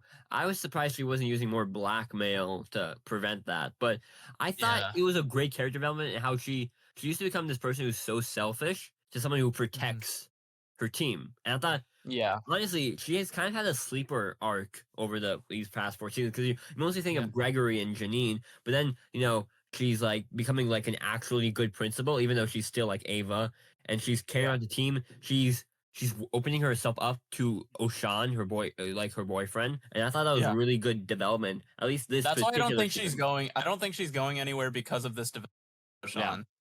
Like, they wouldn't do that if she was gone forever. No. They're definitely bringing up like she's becoming a much more different person. Also, Yeah. Gregory is becoming like an Uber driver or something. That's Yeah. pretty fun storyline. Just him doing that. Jacob, he's like he's learning a life outside of school, which is always Yeah. nice when they bring the characters outside the current element and exploring more of their home lives, which is always fun. I have a prediction. I feel we're gonna get Gregory Janine proposal end of season 5, something like that. End of season 5. Next season, yeah. What do we think about one of the main characters becoming like Becoming what? Like maybe one of the main characters becoming principal, like Janine, Gregory, maybe Barbara. Maybe Barbara. I feel don't like think they're it's gonna kind of be teasing Janine. it with her. No, No, I feel like I don't know. It could be. I can see Gregory because of the like Uber stuff and him needing money. So having a better paying job might, I don't know. But then I can also see that making fun dynamic. A dynamic that I could potentially see something interesting is that they bring in a new principal, and then none of the teachers like him because it's a new principal. But then Yeah. Ava does come back in a different role, and then they start to like the new principal. Or it's like a new vibe, Yeah. new dynamic. It brings a new character in season 5 because I assume probably next episode is probably going to be like the last or two of the last. I think they have 22 episodes. Oh, it's for this 22. season. Okay, they still have something left. They have like 3 or 4, I think. Yeah. It's pretty. Yeah, I think Barbara's also she's becoming like the. I think they're focusing on the music storyline, music teacher storyline Yeah. for her. So yeah, and then I think it was just like Melissa. She's starting to date the fireman guy, which is Yeah. So they're pretty. I think it's a pretty consistent season so far. I think it's Mhm. interesting what they've been doing with the characters, and yeah, it was. I think she has a good arc that she's had. Definitely. Yeah. I've definitely grown to like Ava a lot more. I remember like finding her funny, but her character wasn't my favorite. Yeah. To becoming someone that actually cares about, which is really Yeah. cool. Yeah, I mean the show does pretty like other than I think dragging Janine and Gregory out for quite a bit. I think the show does pretty good character arcs. Yeah. Anything else, Aiden? I rewatched Beauty and the Beast, Wow. one of my favorite movies. So yeah, Still have I not watched. seen Mulan though. Okay, I'll watch Mulan soon. I'm playing Kingdom Hearts 2, and guess what? It's the second world, so I'm gonna have to watch it soon. Would But you bring never me watched the Mulan? context for Kingdom Hearts? yeah, I've never seen Mulan. Surprisingly, I It's the don't same way how know. I've never seen Beauty and the Beast. True. I Nicola, haven't seen either. We'll do a watch party next week. Yeah. We watch Beauty and the Beast, and then we watch Mulan. Yeah. I I haven't actually seen would like either. that. Unironically, I'd like that. Okay, we'll do that. I'm on spring break next week, so it'll be chill. Fuck. This time we're rewatching the movie. I really paid attention.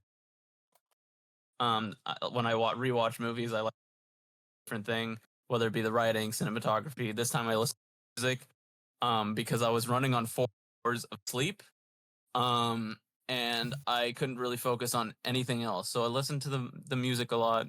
The music is very good. The soundtrack is amazing. I like how they use. Is that Tonio? Is that Okuyasu drop the meat? I like how they use the different like main songs. Like you hear a lot of Be Our Guest as like Lumiere and Cogsworth leitmotif before the Be Our Guest scene happens. Same with the general Beauty and the Beast theme.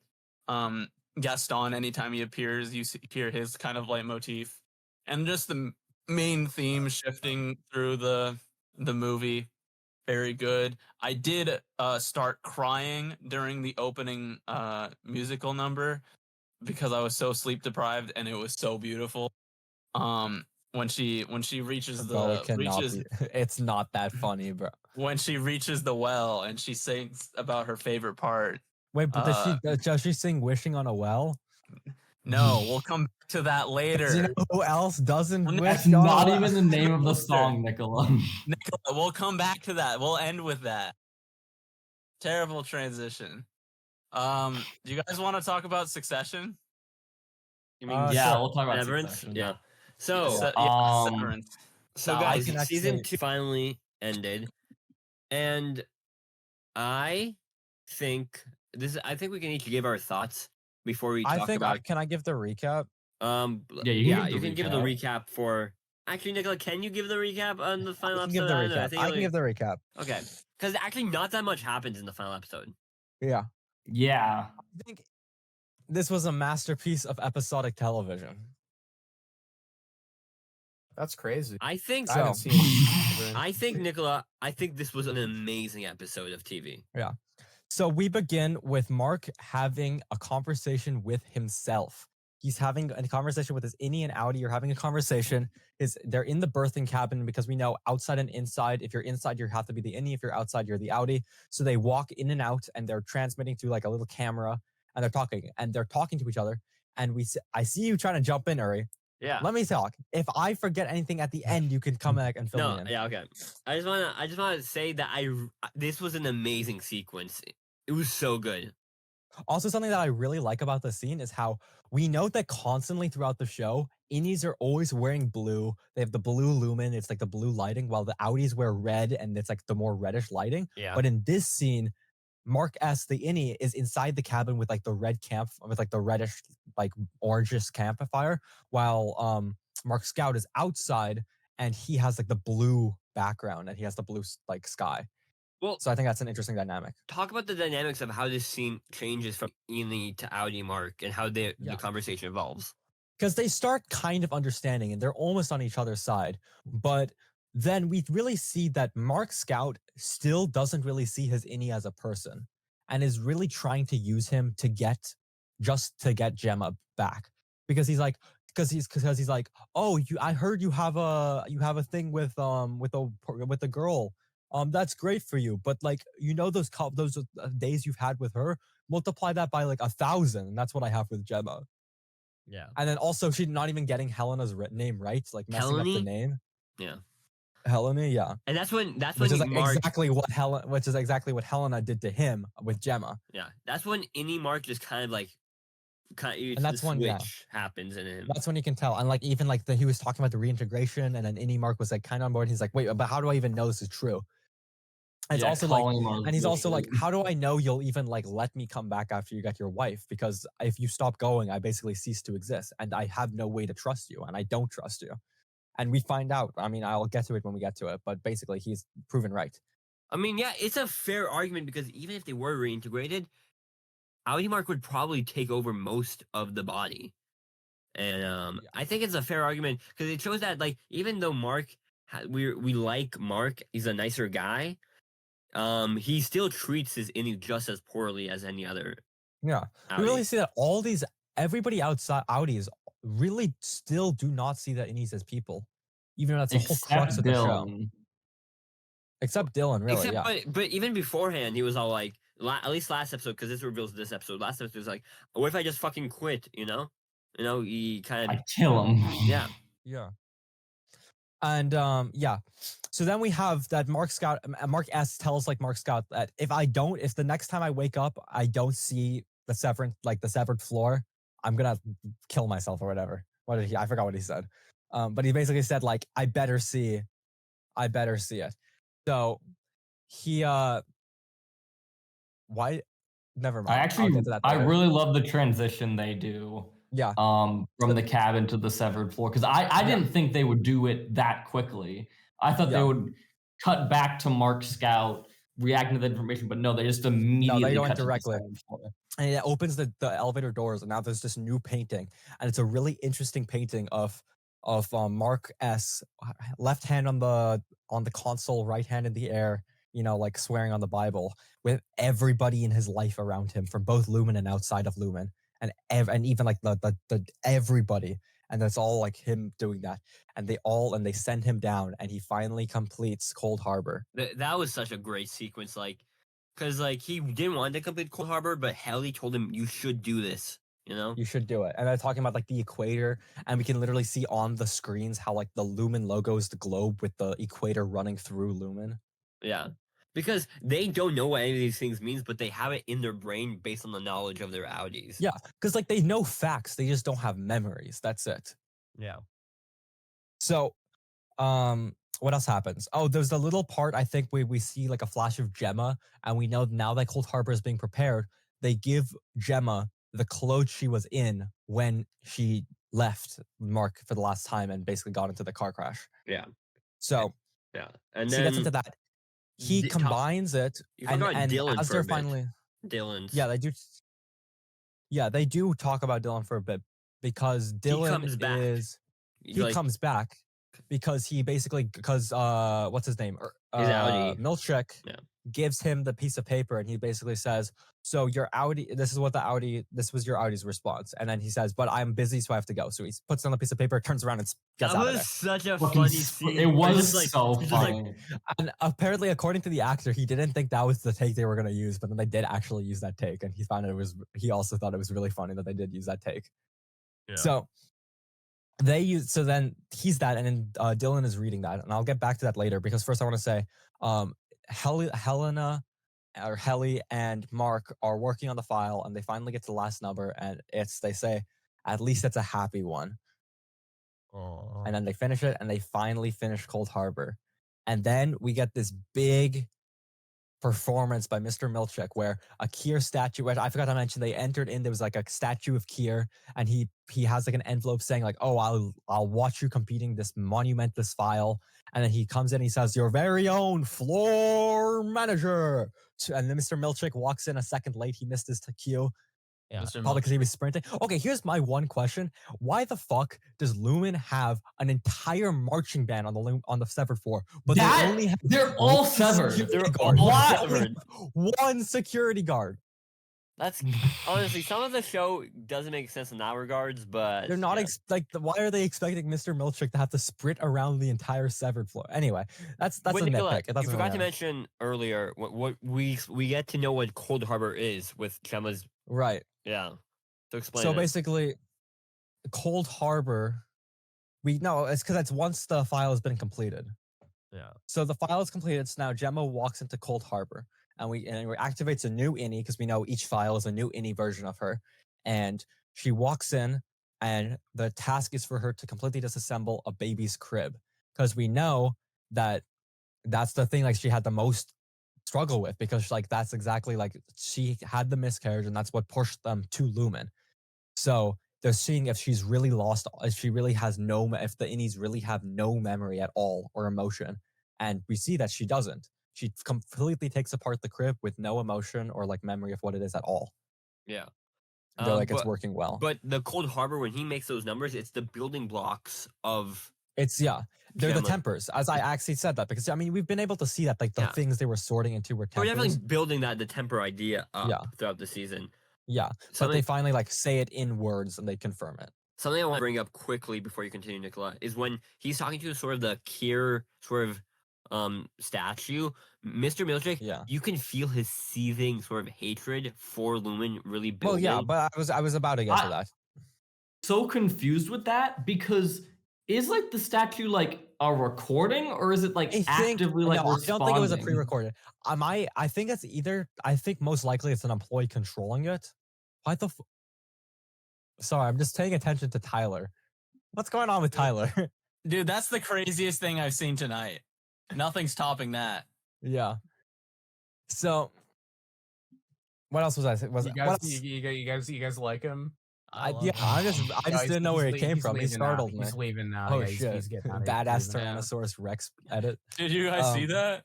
Yeah. What must have been the wind? Well, Nicola, Anyway, so I think the statue was like either controlled by by an employee or he was I saw this theory early on in the season where like the board is actually all the previous CEOs and they're like uploaded to the net, and that's what the board is, and that's why we never get to see them, and they're only talking through an earpiece, and then like the Kier is controlled by like an AI Kier, where it's like the soul of Kier. It was an AI or it was like an upload of his brain well, guys, Exactly. that they like, would that's like what I was gonna saying. bring back. Peter That's Egan basically what I'm is saying. an anagram for AI generated. Yeah, that's awesome. Anyway, so basically he's like, "Oh, your very own floor manager," and they like have like a little jokey sesh. But then Mr. Milchick uses his big words, and Kier makes fun of him, and we know we don't make fun of Mr. Milchick for using his big words. So Mr. Milchick says, "No, I'm actually not talking about this company you've built. I'm talking about how the statue is 5 inches taller than you actually were." And then the Kier statue Wow. does not take that very lightly. So he pauses for a second and he says, I forgot exactly what he says, but he like calls Mr. Milchick by his first name. He says, Seth. yeah, I forgot exactly what he said, but he said like, well, I remember. He says, thanks for your input, Seth. I always love Wow. when they use Seth because, like, even when Irving used it in episode 4, it becomes such because like it removes him from his power. Like saying Mr. Milchick is like his name, but like when it says Seth, it kind of belittles him. Yeah.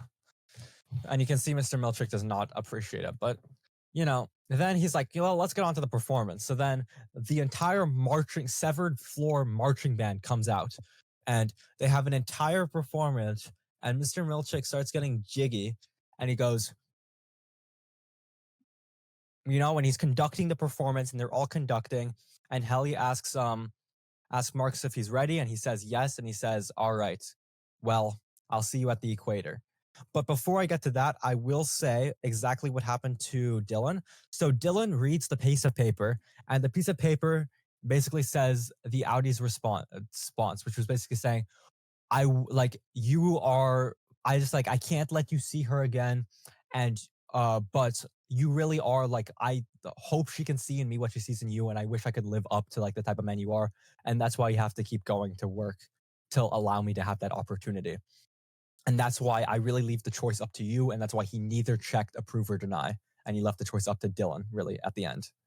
And kind of shows So the first like real respect an Audi gives Yeah. in the show. It's the most respect we actually see at all. So after that, Dylan basically goes off. But to enact their plan, Helly runs and grabs Mr. Milchick's radio and runs into the bathroom really quickly, which means that Mr. Milchick gets distracted and goes after her, which gives Mark the ability to sneak out. So he sneaks out. Mr. Milchick then goes in and sees that the walkie-talkie is getting flushed down the toilet, and he turns around and he realizes he's gotten locked into the bathroom. And he doesn't let himself get out, and he's shaking to get out to get the door until eventually he kicks down the door. But then Dylan comes right in the nick of time to push the vending machine in front, and they work together to hold it. But then Mr. Milchick tries to jump on top, so they're grabbing like the band's instruments to shove down the hole and keep him down, and that. And then, but like while Dylan is trying to stop him, Helly is like rallying the troops. He's saying like she gives a speech and she tells the entire marching band, she's like we lost our friend, we lost Irving, and I know that all of you have gone through the same thing. We are fighting so that we can live and that we can survive. So I hope you guys will like help us and fight with us.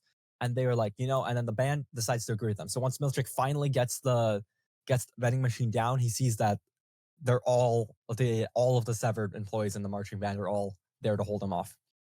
Meanwhile, Mark is following the piece of paper to find the going down floor, and we see that the goat lady and the like board guy is what's the name? Not the name, but like the security guy. Drummond, yes. Drummond and the goat lady are sacrificing the goat in like honor of the new innie. And or I guess maybe not even the new innie, but like the completion of the full Gemma, Yes, maybe it even. was just like a ritual sacrifice. There wasn't like any like I don't think it was even practical, just like yeah. It was just a ritual sacrifice. I don't think it was even like for the completion of Cold Harbor. Like, cause I don't think they did it for every file Mark completed. I think that was like a completion of like the entirety. Like this was the last file. And because she says, how many more do I have to give, implies that Gemma and Mark were not the first like couple that they brought in to make innies and stuff. Yeah. I don't know.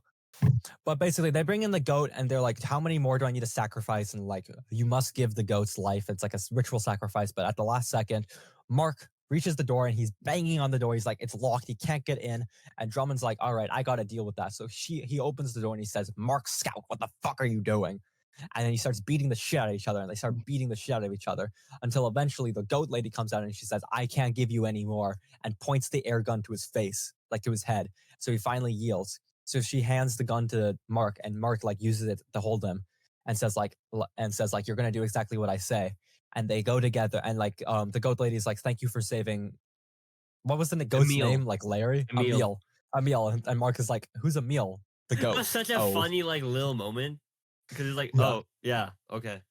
And then I really loved the way they played with like the elevator because it makes so much sense that happening. Elevator, and like both times going up and going down, they did really cool things. Yeah, because Nicola, explain what happens when he goes in the elevator. So going down, he's holding the air gun to Mr. Drummond's like neck, and he's like, all right, listen, I'm about to switch to my Audi, and you're gonna take us exactly to his wife. And then, but like before he finishes his sentence, he changes and he pulls, and they accidentally pull the trigger while he's changing and kills Drummond. So then Mark Scout is now covered in blood, and that'll come back later. That's Chekhov's blood. Schrodinger's Chekhov's blood. Scrotum's blood. Yeah. So he's like rushing. He's like, I have to find it. And he rushes through. And then the nurse is like, you can't be here. Be here. Like, and he said, I don't give a fuck. I'm finding my, or I don't know. And like he's pointing the gun at her, but she's all like, no. I mean, to be fair, it's an air gun, and he already used the one CO2 cartridge. So it's not he can't really do anything, but still. She says no, no, no, and like, but anyway, he pushes through and he tries to get in, but he realizes he can't get in without the blood. But then he remembers he's covered in Mr. Drummond's blood, so he uses That was a really smart blood on his choice. Yeah. tie to put it in, and he gets it in, and he gets in the room, and he pulls Gemma out, and he starts running out with her, and the doctor comes sprinting out, and he says, "You're gonna kill them all," because all 25 of her innies, because he's in love with the innies. Oh, that's why he said it. Yeah. What did you think? What, bro? Guy with Dude, no this guy- media literacy watching the You could literary show. implement it in so many ways. You're gonna kill all the innies on the severed floor by like Fucking- expose you. this guy There's a sucks. lot of stuff it could mean. Yeah. This guy sucks. Anyway, but they get into the elevator. They're making out passionately because they're finally together again. And then as they go up and they're making out, they transfer them back into their innies. So now it's Miss Casey and Mark Innie S Mark, making out, yeah. and they're like kind of, and then they realize what they're doing, and they kind of like stop uncomfortably, and they're like, "Nice to see you again." Yeah. And they're like, "Okay, I need to take you to the exit." So then they rush to the exit. They finally make it to the exit. He pushes Gemma through the exit door, And she becomes And- Gemma again. and she becomes Gemma, and she's like, "Mark, come with me." And he's like, "I." But then Helly he sees- also shows up behind her, and he looks behind her. And he says, "Helly," and he closes the door. He turns away. He runs to Helly, and they run down the hall, and it fades, and it stops. It stops on a frame of them. It's very the credits start to scroll. the way they end it is very French New Wavy, like just on the stop motion, sort of like just on the pausing of motion. In the wheel, what is it? In the windmills of his mind? Was that the Yeah. song they were playing? But Yeah. I think it was such a magnificence, at least the last sequence, because Nicola, you said about the innie Audi sort of lighting. Yeah, it ends with the red. I think like the fact that it ends with the innies being together and innie Mark S choosing Helena because Helena, and that makes sense because of course he would.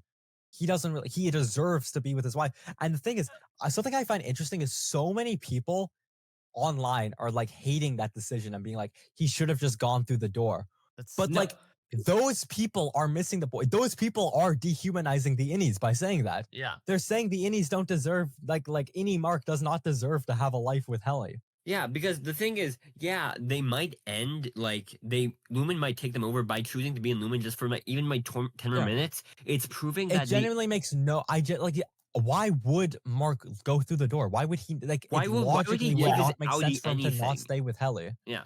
Why would He deserves to be with Helly just as much as Mark Scout deserves to be with Gemma. Yeah. That's the whole point of the show, and that's kind of the whole point of the season. Yeah. That And what I really innies like about this, have power, I think they're Yeah. proving that innies have more autonomy than we think. They have the power to choose. And I mean, the whole point is that they're the same. They're people. They're exactly the same as Audis. They're just the only difference is that they're trapped there. They're not allowed to live, even though they should be allowed to live. But I mean, I remember you said when you finished it that like, oh, this could be the Severance like finale almost. Like, and I see that.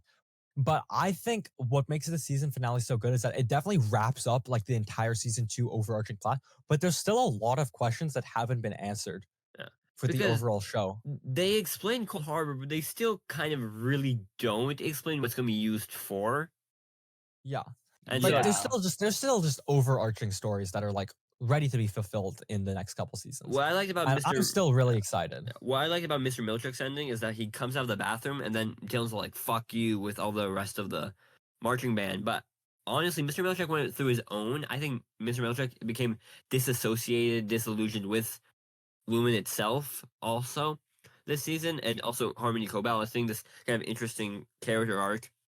I think it makes so much sense for any Mark to choose Helly, because even if they stay for like 10 more minutes, it's 10 more minutes he gets to be with Helly, Yeah. And I also don't see like what the big problem is. Cause I mean, Gemma's out. She can go run out the exit and escape.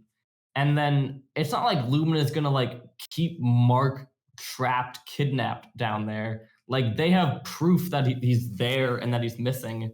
So I feel like they just stop the severed thing. He comes back and then he just meets back up with Gemma.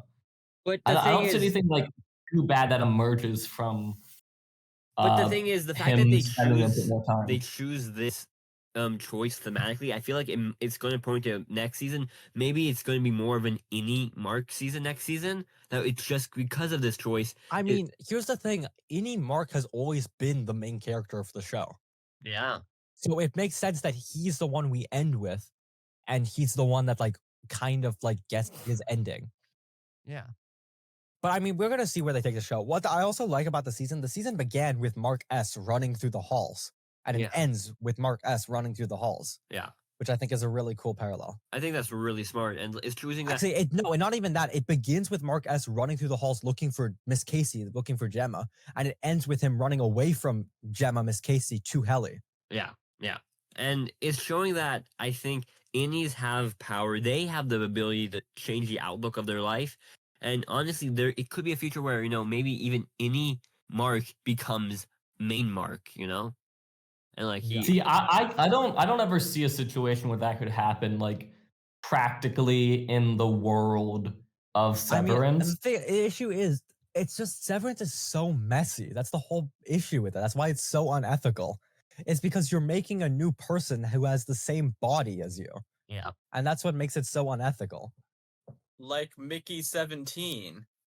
Except that's kind of different because that's the same body but a different person.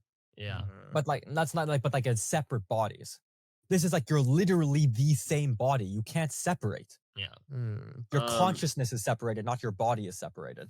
and yeah, the show's themes this episode, I think this season was a good season because it was a longer season than for season I one, think this was a really good season, but I still feel like season one, which is so probably because classic. it was just the first season, was so good. Yeah. And like the cliffhanger it leads on, that is the thing. You kind of need like the beginning of season two to tie in with season one. Because if you just have the cliffhanger of season one, like it's absolute cinema, but at the same time, it's like, oh, you need to know what happens. Yeah. Yeah. But it leaves off in a very interesting point where we don't have the same sort of cliffhanger of season one, because like that was such a powerful cliffhanger. Like he finds out, but there's no like real big question other than what happens next. Where in Yeah, what does he do? yeah, season one was like, what's he gonna do next?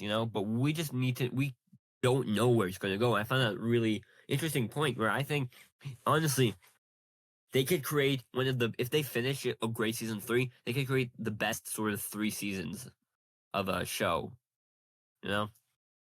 Yeah. I mean, I definitely feel like there's a lot less directions to go Yeah. after season 2 because it feels like they've revealed so much.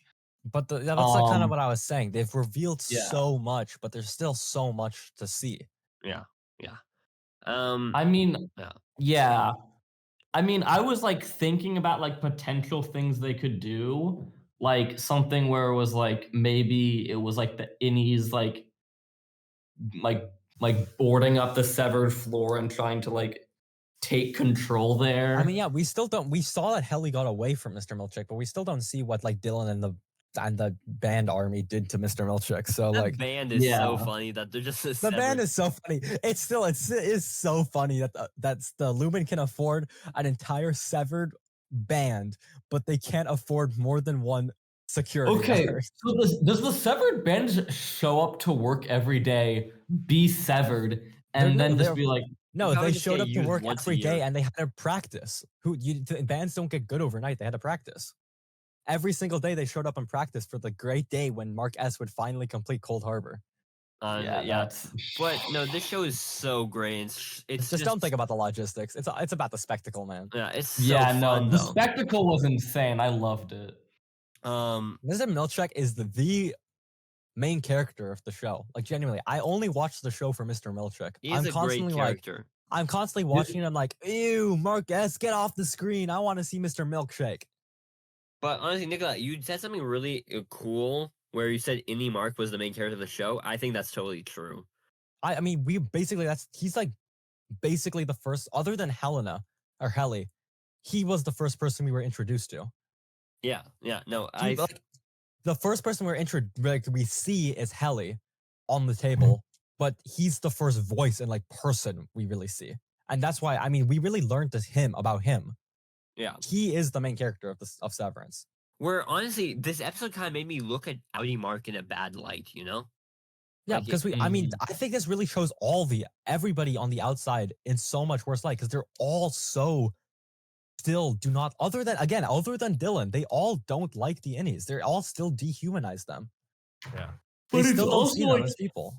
he's in an insanely desperate situation where we've seen like how much the loss of Gemma like affected him. Yeah, but So I mean, it like, makes sense for him to do literally anything in his I mean, power. yeah, I understand that, but that's what makes this season so good is the fact that we're able to have these like discussions about it, and that there's all these questions about it, and that how there really is no like right we answer. see both sides. There's not a right answer. Everything is great. Yeah, and because honestly, Audi Mark would say anything to get Gemma back. He would lie to any Mark Yeah. for anything. The exact same way that any Mark would do anything to stay with Helly. Yeah, and it shows that at the core they are the same person. They're not. Yeah, they are the same person. Yeah, of course, and that makes sense because they kind of are fundamentally supposed to be like that.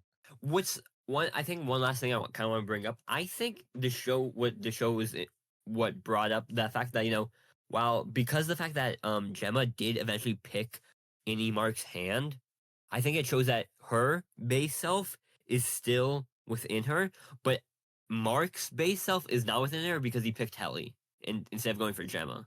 I think it worked better on Mark than Gemma. Again, I feel like that makes more sense because you have to remember that while they are kind of the same person fundamentally, any Mark has no memories of Gemma other than as Miss Casey and like literally other than Miss Casey. Most of his memories of life he has spent with Helly. So why would he not pick Helly? It just doesn't make sense. Yeah, logically, it makes no reason for him complete to not do sense it. for him to pick. And Helly I in think the he end. picks Helly because fundamentally Mark, at least Audi Mark, he gives Mark is a selfish person, you know. Yes. And so he chooses both of the Marks are selfish for their own goals, and so yeah. No, I think it was a good season. I don't think it's a good season one. I think unfortunately it did drag a few points along the season, but overall really consistent, good season. I like the premise, the writers, the actors, all like pretty good. Dragged a bit of points, but really good and ending on a great last episode. Dragged integration a bit They did, hard but over the I season. think Yeah. reintegration wasn't they the did point. drag it, and then it ended up not really being anything. But yeah, as you're saying, Uri, it wasn't really the point. It was about the idea of can people combine the two sides of themselves to work together. It's more about the themes of the season rather than like the actual storyline. You know. Yeah. Beck, let's talk about kind of something that came out of random but is taking quite a bit of a storm. Adolescence. Yeah. Adolescence is doing really good. No, What? Tyler. The concept of adolescence. Actually, No. I think These children are bad. wait. Okay, Sorry, actually, I haven't first of all, spoken in a while. Well, the so- children, no, the yeah, child so in the show is very bad. because Tyler and Aiden haven't spoken for a while, do we want to do Snow White first so they have a chance? To Yeah, speak? I think let's do Snow White. Okay, if we do Snow White first, I'm leaving because I'm fucking dying. Oh, that's unfortunate. Okay. I may have the flu. So do your other shit. I'm okay with not Okay, speaking. we can speed run Adolescence. Yeah, Speed run Um, Adolescence and so- White Lotus. I just want to All bring right, up what right, I right. think, I just want to bring up a few points for Adolescence because I found it to be it's a very sad watch, but it was also a very, really good, interesting watch. it is the technical ability of the show Was I think is amazing. So if you guys don't know, it's 4 episodes, each of them like an hour long, all completely one continuous take. That yeah. Like It's shifting between so multiple cool. character Like, perspectives. I want to see this. Like it'll Sounds like cool. he'll like or we'll follow a character down a hallway, we'll like stay on one point, someone will pass them, and then the camera will turn back and follow that person. I want to watch this show. This sounds awesome. And Yeah, it goes that sounds really cool. and it goes It from is. inside the house to like outside into cars, and like you really wonder how You know, they did that. especially in episode 4, they literally do one take in a house, driving to the supermarket, no cuts, on the road, at the supermarket, and then also driving back to the house. And so That impressed me the most. and so it's a really cool because I watched some of behind the scenes, like when they do like a tracking shot of like a camera operator, someone's going up the stairs, they go up and then someone passes. They give up the camera to so someone can grab to move the shot. Oh shit! That's cool. But The let's talk actual about story. the actual story. I think it's one of the more relevant. I think it's a very relevant show right now. I think it's bringing a lot of Yeah. sort of modern sort of themes we're seeing in like it's kind of a dark show. Honestly, you could watch it for the idea of the cinematography, but it's one of the subject matter that I'm really interested in, and I even texted back. I feel like he should watch it because I feel like I thought the concept was pretty cool. Like essentially, because the thing is when you think when you go into the show, you feel like it's going to be a murder mystery type of show, but it's not that at all. Yeah, it's more like a why rather than a who. Because it starts with like SWAT raiding this guy's house, Yeah, being his like family's your house. son is being arrested for murder, and then the rest of the episodes Well, are more talking about why he did it and the psychology behind it, and especially episode 4 is like the impact those actions have on the people in his family. Yeah, because I thought when I first saw the show, I thought it was gonna be like an 8-episode sort of mini series, like explaining who did it, but it was not that at all. Because guys, what's No. also really really cool. So, the first episode, we follow we follow SWAT goes into the house, arrests this kid for killing a girl. The kid throughout this whole episode says he didn't do it.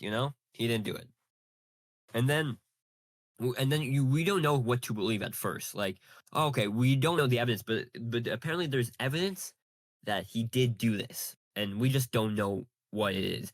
And the kid is like 13 years old, and we follow him and like the father and like the family going to the police station, and like it's very much like a very procedural type of happening. But then you also got the intensity of a family drama, like of a kid being arrested. And Yeah. it poses like, did he do it? Because he keeps saying throughout the whole episode he didn't do it, and you're kind of inclined to believe him, until the last like 5-ish minutes where like they show literal like video of him killing the girl. Yeah, like literally on camera, they got so him he stabbing did. So the his so girl. he's just Oliver Saxon, basically, is what. No, you're and then saying. he literally tries to say in like episode 3, guys, it was AI generated, deep faked, and it like no one's believing that shit. So he is literally just Oliver Saxon from Dexter season 8. Yeah, but what's As someone also who's never seen Dexter, yes, absolutely. Evil Ryan Gosling. That's all you have to know. what the Evil show Ryan this show Gosling. does, as Beck said, it's not asking how or who did it, it's why, because obviously the kid did it, and I'm gonna bring a little discussion later, but I just want to bring up the fact that this kid, guys, this was his first acting role ever. Episode 3, Beck. Wait, really? Beck, episode 3 was the first thing he ever shot. That's crazy. Yeah, That kid's got a future. This kid's gonna win He's an Oscar. insane. Yeah. Yeah. Owen Cooper, I think is the name. He did an amazing job. The father and him did an amazing job. Also, the psychiatrist in episode 3, all great jobs. But episode 3 follows the procedure of how they did it. Episode 2 follows kind of like investigating the murder a bit more about like why he did it, and this is when this kind of the themes, Tyler, really kind of play into how. Specifically to Tyler, you're talking to. Yeah, Tyler. I just want to bring it up. Yeah. Yeah. But I just like bring up random people's names so I can engage. Yeah, don't worry. I'm just doing my math homework. Well, That's how you Nicola, know it's I'm very actually really it's engaged. Dude, interesting he's because like he's multitasking. like it's what's crazy. really interesting is that Basically, the they- kid fell into the he fell into the Andrew red pill Tate, rabbit hole. the Sigma male. They bring up rabbit Andrew Oh, hole. Tate. so that's why you mentioned Andrew Tate in the beginning. Yeah, they literally name drop Andrew Tate. So what And does they this have said to do that- with my math homework? Nothing. Make it relate, Okay. Nicola. Make it But anyway, relate. Oh, I see. I think they bring up this really big point because honestly, it is a big issue, especially in the UK where a lot of these types of guys come from, like in America, but it's becoming a really big issue, and the show's trying to do some sort of commentary on that. But I feel they do it in like a pretty naturalistic way, where like they bring up like the son, the detective has a son in the school. And like the son's talking about like red pill, blue pill, and like the father's like, so like from the Matrix, and the son's like, what? What? Even though it literally And it's is also from the like- What? Matrix. The What? kid Like, is like- the Matrix? No, that's Sigma. That's supposed to be And then- Sigma. It was really funny because like the kid mentions like he's an incel. It's like, wait, involuntary celibate? Isn't everyone in involuntary celibate at 13 years old? What? He gets so confused because he doesn't know any of this shit. And it just relates to. I mean, even at at my age, who I'm the youngest one here, half that shit does not make sense. Yeah, no, because they bring up stuff that even I haven't heard of. Like they bring up like 80-20, like The 80-20 rule. Have you got any of you guys heard of this? What the? 80% of might have- women are only attracted to 20% of men. This is so What? sad. I'm Excuse me? 100. Guys, don't worry. I'm the entire 80%. Of women? Yeah, I can tell. Yeah. But no, they bring Bros up the this, women. because I I'm think the 100%. well back because Oh, he's yes. 13 years old, and we're like even above that, and so we're seeing how deteriorated Wait, sorry, he's 13 and he's Andrew Tate red pilled. no, Yeah, no, Yeah, it's and a, he that's committed a awesome. murder. Andrew Tate, like, He's committed murder. Wait, Andrew the Tate 13 gets people. He Yeah, gets no, people he's How really like- old early, was the you'd be person he surprised. killed? like How 13. old was the 13. 13-year-old killed another He killed his 13-year-old? high school bully. No, There was a woman who was just bullying him for being an incel, and he killed her. well, no, yeah, he killed her for that because he okay, and then what I think is the best episode of the show, episode 3, where we essentially get we've seen this type of dynamic before, like a criminal and detective, like person and interviewer, you know. And essentially, the entire episode is basically following. It's the one shot, but it's the one shot within the sort of the room. So it becomes sort of a mental game of chess in this episode. Trying to figure out, because she's trying to figure out like the culpability of him to see if I think it was like if he was all like there in the head to figure out if he should be legally found for this murder. Essentially, you got the idea that there was this girl whose nudes were leaked, and then because he thought she would be weakened enough in this state, he could ask her out and she would say yes. So this guy's just an asshole, basically. He thought but then she laughed at him, like she says, "Oh, I'm not that desperate," and then he killed her. Yeah, no, and then that's when she started calling him an incel and bullying him, and then he killed her. Yeah. So he's just an asshole, basically. But you get that it's like definitely it takes two to these. Well, he was being bullied, but he did Yeah, take but it insanely I too see far. a reason he was getting bullied, a very clear reason. I would be one of the Because bullies. he was an incel. Yeah, Yeah. because back while he was bullied, I think in a way that is probably very not fair, but it does speak to the idea, and it does go farther with Jamie because he is disturbed in a way. But it goes to the idea that this could be anybody, this could be any child like that. Anybody can just be on their phones and just get their mind warped at their home anywhere, And I think it very much speaks to the toxic culture. So if you're thinking of watching an Andrew Tate podcast, just watch the Celsius podcast. We're not toxic Exactly. We're Have you better. guys We don't ever corrupt like your been mind. talking What to a someone? great and then you- dude! I know for a fact you're gonna clip farm that and turn that into a short. True. Okay. So there have been many times I tell people I have a podcast and they look at me so weirdly because they think it's gonna be I like one know, of those like, genuinely. I once guys, said that. what do you guys think of women? I love I once accidentally said that, and the girl that I was like, it was a friend, and they were like, you The have girl a that was a friend? podcast?" Oh man. You have Wow. a podcast? Yeah, It's so podcast funny, just bro. has the like It has a like connotation. connotation that Connotation, it's like- yeah. I could be scrolling on my phone, and I could be rotting my brain. But the thing is, Oh no. I think we've all been in the case where it's so easy to fall into that trap on your phone. What happens when I put Yeah. a 200% tax for guys for podcasting equipment? What would happen to us? Explode. we don't have any equipment. But I just Oh, that is true. I just want to quickly mention that I feel like while it is we can make fun and jokes about these types of cultures, it is a very prevalent issue right now. I definitely see Yeah. how people can fall into it because everyone's lonely, everyone's depressed, dating rates are insanely low. Everyone's on their phone seeing everyone else. You have the feed where it can like specifically tailor exactly to you, where it's Yeah. very easy for people to fall into this. And but also it speaks to the sort of the idea of like generations, they don't understand each other because like the older generation can wonder like what the fuck Yeah, is that some would even? say a generational divide. Yeah. Sure. But then it just speaks to like cases like Jamie, feel like things that can really, really happen, you know? You could definitely see this happening. And it was just so interesting that it was brought up in showing schools in Parliament. They brought up like the idea of showing this show in schools.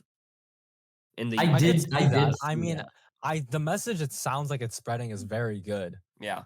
Because about I don't fall for the fucking people that are trying to get you to think that you're worthless and subscribe to their money laundering system. Yeah. I love laundry. Especially when those people are literally like human traffickers and sex offenders. Yeah. Yeah, what I agree with the idea that it should be shown in schools. I don't personally think it should be actually implemented. yeah. I think it just the Um, idea of doing more like in schools to curb this sort of behavior yeah, people. definitely like show like the problems behind this and like let people know that it's like not real. And then like for me personally, the hardest episode to watch was episode 4. That was such a 'Cause hard that one episode. So we explain what don't happens. follow Jamie at all. We just follow both his parents and his sister. And it's Particularly the the dad. dad's yes, particularly the dad. It's the dad's 50th birthday. The trial for his son is coming up in a couple weeks. Stresses are high. He goes outside and his van has been spray painted with The word none. the word nonce. I had to Google what it meant. I think it's British slang for pedophile. It's Yeah. Um, I've seen that word thrown like back whenever I used to use Twitter, I saw that word thrown around like a whole lot. yeah.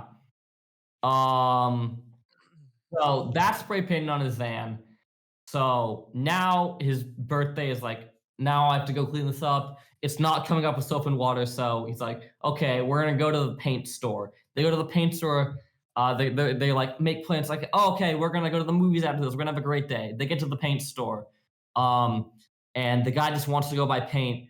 And then the employee selling it is like, you know, I know the truth. I know the son didn't do it. The stab wounds didn't line up. And it was like, kind of like this like conspiracy Thinks he's theorist Dexter. being like, no, I believe you. This is all fake. There's true believers like us. Set up a GoFundMe. And like, it's like, I saw the video. I know my son did it. It's like, he doesn't need someone like trying to give him the shit. So he's already pissed off from that. He goes outside and he sees the people that did spray paint the van just watching him. And he blows at them. He like grabs one of them by the thing, throws him to the ground, and like, dude, this is funny. Yeah. So he fucking breaks. And I then mean, it he makes opens up sense, the can though. of paint, throws it on his truck, like doesn't even care to apply it, just wants to cover the word as quickly as possible. Security at the store gets mad at him because he just threw paint in the parking lot.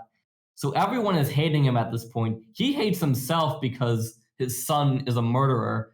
So everyone is in a terrible situation. They get back home. They're driving back. As they're driving back, the son calls and is like, I'm going to change my plea to guilty for the trial. And then the dad just has to accept it with, holy shit, my son did it. Did I do something wrong? What did I do wrong? Should I have done this better? Should I have done this better?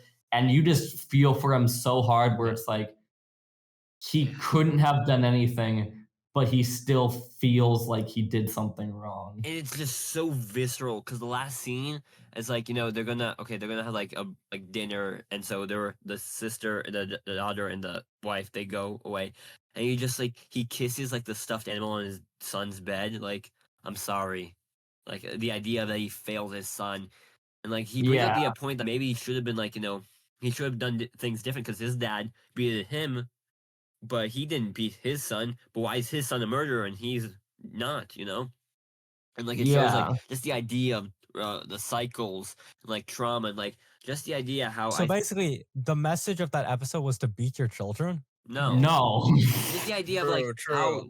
how Yeah, just different ignore people, everything else that's been I said. was completely tuned out until I just heard that one part, and I was like, "That sounds I think incorrect." like No. just from what I'm hearing, it's just like the concept of like you can't control like your certain things. yeah, like that. like sometimes you Yeah. just can't control what things do, and like but there are definitely negative forces that are changing people's minds, because like the social media is just such a cataclysmic sort of event in the modern world, and it's crazy. I think it was a very smart show. It's very sad, but just based on the technicality, it's very cool because like the one shots are so amazing. Like the single They takes, are, because yeah. if they fuck up, they have to redo the whole thing. It's like a play you're essentially watching. Yeah.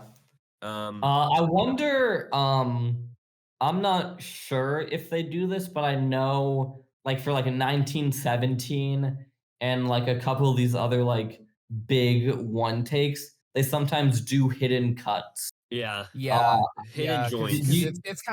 it's kind of unreasonable to like do Yeah. it like Yeah. all in one thing. So they just So- fake it. They probably did some CGI to hide some of the joints between the scenes, but I think for the most part, it's still very impressive. It is, Especially yeah. this Yeah. kid, it was his first acting role. That's crazy. Let's talk about Okay, White but you want to know what wasn't impressed? White Oh, What the- Lotus. First, we gotta watch White Lotus. okay, we gotta do White Lotus. We first, talked then about we can the talk about the episode other last time, right? White. We did not. So we can do 5 and 6 now. Okay, actually, really quickly, I do want to ask because my sister and I were having this debate before dinner. Yeah. The first episode of this season, did we see a dead body or not? we saw him. We see. I think we might have seen the shape of a body, but like we see that Zion definitely saw a body. Because my sister said we saw a body floating in the water, and I was like, I don't think we literally saw a body. And Seeing I a was body saying like, first because he was episode. like, who do you think is gonna die this season? I'm like, I think the twist might be that nobody actually dies this season. I and think that's it gonna might be, have like, the been a big body, twist. but I'm not sure. Yeah. But quickly, Who we'll just talk knows? about character by character throughout 5 and Yeah. 6. Pretty big episodes. Let's talk about, I think, You're probably fucking dipping, man. the craziest part of these 2 episodes. The Is brothers. the brothers. Tyler, since There's no both of them pill are I could gone. take that would make me kiss my brother. Yeah, so we get some incest in this episode of The White Lotus. Yeah, there's So no pill in the world. There's no pill in the world. I Bro could calls take that would on make me and kiss then my brother. bro calls on me and then immediately is like, okay, so there's some incest in this show.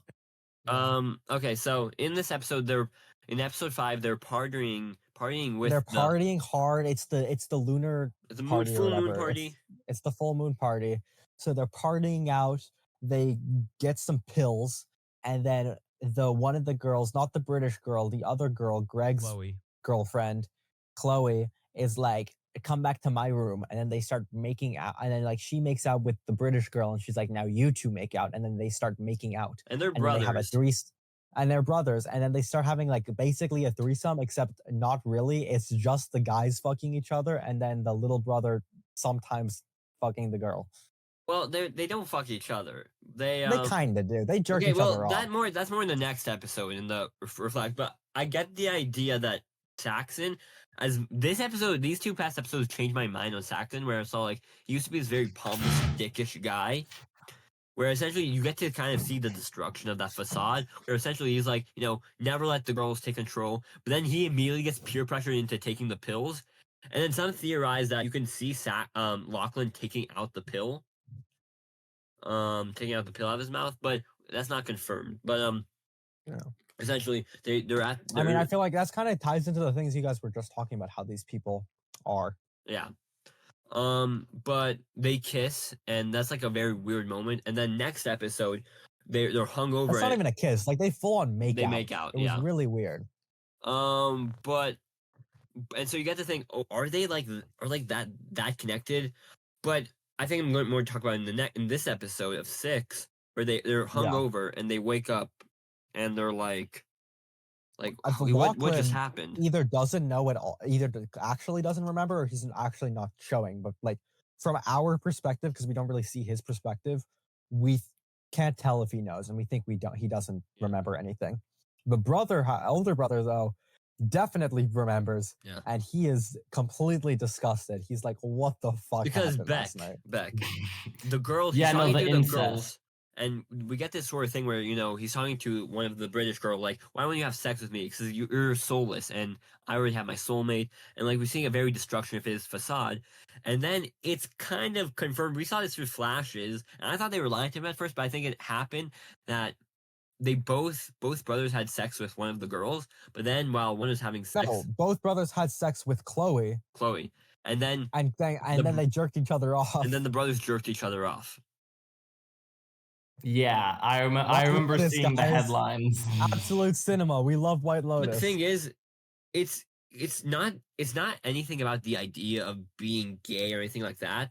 It's about the idea that Lachlan just wants to be there for his brother, because this episode, like throughout this whole season, he just wants to like have his brother be there for him. So he thought this is what his brother wanted, because Lachlan doesn't want any of this. He's kind of caught between the idea of, because that's why I don't think he's gay or trans or anything like that. He's caught between being like what to do with his family, like he's stuck between his brother and his sister, and he's forced to kind of do like this because he thought what his brother wanted. Because Nicola, in all these other episodes, he makes a shake for his brother with the blender, but this episode he does not make a shake for his brother. Yeah. And so we're seeing a definitely destruction of the facade of Saxon, and he honestly is becoming one of my more favorite characters this season, because like he assumes he's like this very dickish guy, but maybe he is like a deeper interior underneath. Yeah, but my most favorite character, just because she's the funniest, is by far the mom. Yeah, because she's just by far the funniest, because that kind of ties into the dad and the mom together, because the dad in episode 6 keeps having flashes about killing himself. He's like imagining the scenario. We get like a scene of him like the mom coming in and finding the dad dead on the floor and like screaming, and he's like, I'm saying like, okay, if I killed myself, the entire family would be distraught. Then later on, she talks to the wife, and the mom is like, the mom is like, what would happen? Like he's like saying like, what would you do if we lost everything? I forgot exactly the conversation, but it was like it eventually got to the point of like, what would you do if we lost everything? And she's like, I couldn't even imagine us losing everything. If we lost everything, I think I would rather be dead than that. And it's so funny because he's literally contemplating suicide because he's lost everything. And then the wife literally says, I would rather kill myself. And then he contemplates shooting her and killing himself. Yeah, and then he contemplates both shooting her and shooting himself, and then he also realizes that kind of wouldn't work. Did somebody say murder suicide? Shut the fuck up, Aiden Chewing. Yeah. And then so we get that, and like the he is just because he stole the gun from Guy Talk, and Guy Talk, we can bring him quickly because he lost the gun in episode 5, and he tries to ask Tim for the gun back, but he's just showing that Tim is much more of an alpha than Guy Talk, so he doesn't like. Not even that. It was just he wasn't confident enough. Yeah, and so it kind of shows how Guy Talk has very much problem with part his of that masculinity. Is like, yeah. He didn't just outright. He just said, I think you took something of mine. I need it back," instead of saying, "Hey, you took the gun out of my cabinet. I need it back because that's illegal."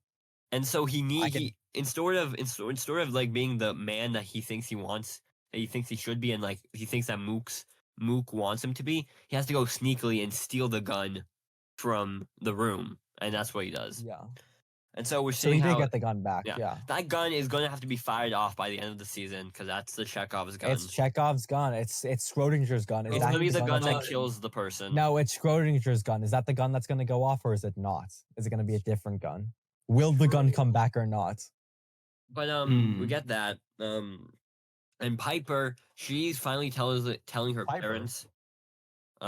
She's telling her parents that she wants to stay for like a year. Yeah, and the mom was like, "You want to stay for a year in Taiwan?"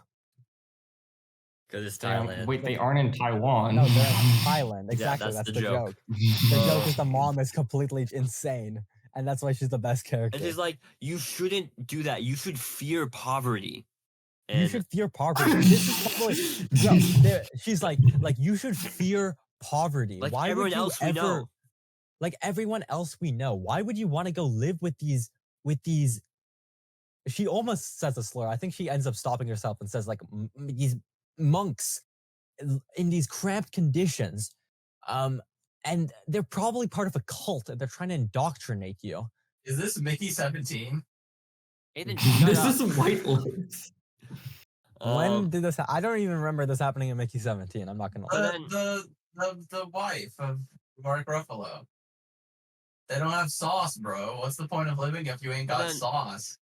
But then I mean, they're both talking about class struggle. That's the point of both Yeah. characters. Anyway, back to White Lotus. But then, and so Piper, she's like, I'm the idea, I can't debate with it. I can't wonder, Nicola, if they're trying to be genuine with Piper's idea for spirituality, or maybe she's like sort of commodifying into sort of a thing like, oh, she's going to change, I don't know. No, I think it makes sense. I think she's legit. And we kind of see that because when she finally visits the monastery next episode and the dad gets to talk to the monk 101, we see that the monk actually answers the questions he's been having for himself. And he actually quite likes it. Which I love that because I feel like maybe he's going to hide out at the monastery to escape his problems. Maybe that's he's literally going to become a monk. That's going to be his whole character arc as he becomes a monk. And so they have a really cool so they're like, we're going to go talk to the head guy at the monastery so we can make sure this is all legit. And he talks to him about what do you think what happens after death. And the monk is all like, death is like coming home. And I think it's because let me give you the exact speech he gave. He says, "We are all droplets of water, and from the big consciousness, which is the ocean, and we're all droplets of water. And as we live life, we come down from them, and we get deeper and deeper. And when we die, we finally return to that big consciousness, and we fall back into the ocean, and we rejoin, and it's like we're coming home." Yeah, and I think it's that scene was to sort of naturalize the idea of death for Tim, and so he's like, "Oh, okay, it won't be that bad, I think." And so we get that, and so I feel like he's going to try. He accepts it, but then the gun is gone. So but we also see that what's his name? The mom is also actually a lot more understanding than you think she is, because she tours the facilities during this, and she then comes back and she basically tells the daughter, "I did look around. The conditions are kind of bad, so if you do spend the night here and you do actually like it, we will let you stay." Yeah, but so you see, the mom does still care. Yeah, but it's also kind of a front to call her out on her bullshit. For Piper. Yeah, but again, I don't think Piper is bullshitting. I think she genuinely is. But I feel like it's very White Lotus for ultimately the person who's spiritual to end up not staying, because I don't think she's going to stay at the monastery at the end of the season. And it's going to be the opposite, and the dad ends up staying. Yeah, I could definitely see them doing that. And so we're seeing that Lachlan is going to stay with her, and so he's sort of this. I see next episode him like doing the same thing he did with Saxon, not like in sex or anything, but like being definitely not being forced to choose like his sister's practices versus brother's practices, and he's kind of like toss up, So and I feel like his character arc is really going to be figuring out how to be his own person. Yeah. Realizing he doesn't have to choose between sides of his family, and he can do his own thing. Yeah. He's basically going to have a moment where he says, "Nah, I'm going to do my own thing," and jump off of a train. Yeah. And so we're getting that. Rick is going to Bangkok to meet with his friend. He's about to bang some cock, yeah. He's going to Bangkok to meet with his friend. Aiden, and his friend Aiden has have the to whole fucking model. travel the world. He's going to And his friend is like, "I like to get railed by big white men to imagine myself being a little This girl." was one of the craziest parts of the episode. What do you mean real? Sorry, pause really quickly. So, Beck. That was not Novocaine. So, that Beck, was not. he's meeting with his friend to get like a gun so he can kill like the guy who killed his dad. And Oh my god, but Beck, your camera glitched and you just moved like all around your screen. like five seconds. Mr. Milkshake. Beck, Yeah, you get anyway, this back to thing the- where Oscar winner Sam Rockwell, he appears in like this cameo scene, and I guess he's gonna be in the rest of the season. But essentially, he gives this big ass monologue of like, I was crazy and I partied so hard. Essentially, I started fucking these lady boys. But then I was thinking, what? The full monologue is saying Well, Nicola, I read was the fucking monologue. I kept bringing home these ladies, and then eventually I brought home some lady boys too. But then this one time I brought home a lady boy and they fucked me. And that was the first time I ever had that happen. But it was a pretty interesting experience because I got to imagine that I was the lady boy. And So and why are they just being transphobic? What's going on No, with it's this? not that I transphobic. It's about the idea Bo of doesn't understand it. it's about That the idea of spiritual transformation. Yeah, So yeah, okay. I was the lady boy. And What if I was an I was Asian getting girl? fucked by and I was getting fucked by myself. So then I went out and I put some ads for some white men my age to come and fuck me. And I dressed What up the really fuck pretty. are we actually talking about, Bo dude? does not know the I White I Lotus. checked the fuck out for like so long, dude. Like what? Bro does not know the White Lotus, man. And so I it's like- don't. and then I he's all really don't. and then I dressed up. I was hot, and then they fucked me, and I hired an Asian girl to watch so I can imagine myself as her. And then Rick's face the whole time is like, Rick is like no, he's not even dead. They had to have done that take at least 2 times because I refuse to believe it. They could do it in less than 2 attempts without breaking character once. but it's a Genuinely, good ass monologue. there's no way. Yeah, it's a good ass monologue, but there's no way either of them could have that entire monologue without breaking character once. Jesus Christ, it was so To insane. catch up on this season. It's We so do, actually. crazy. Unironically, it's so crazy. It was such a slow start, but actually it is building now, and now getting actually really it's kind of fun. interesting. And I How think many it's more still episodes of the season are there? there's 2 more. there's gonna be 8, so there's 2 more. Okay. Yeah. And so I have time.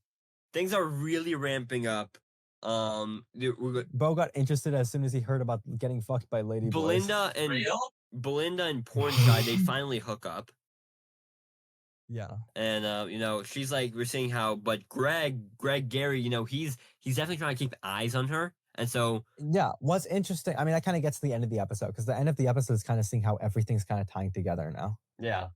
Because we see the son gets home and he is now, or not gets home, but he gets to the resort and he walks in on her in bed with the other guy. Pornside, yeah. And they were, yeah. And she's like, oh, sorry. And they're like talking about, it's like, at least you still have a good life, even at your age or whatever. And then she's like, yeah, well, blah, blah, blah, blah. Anyway, they talk. And I don't really remember anything else that happens. The main thing that really happens after that is just that Greg starts inviting everybody It to was his like house, dinner party, to his dinner party. He's hosting a dinner party and he's inviting. But it's actually an orgy, right?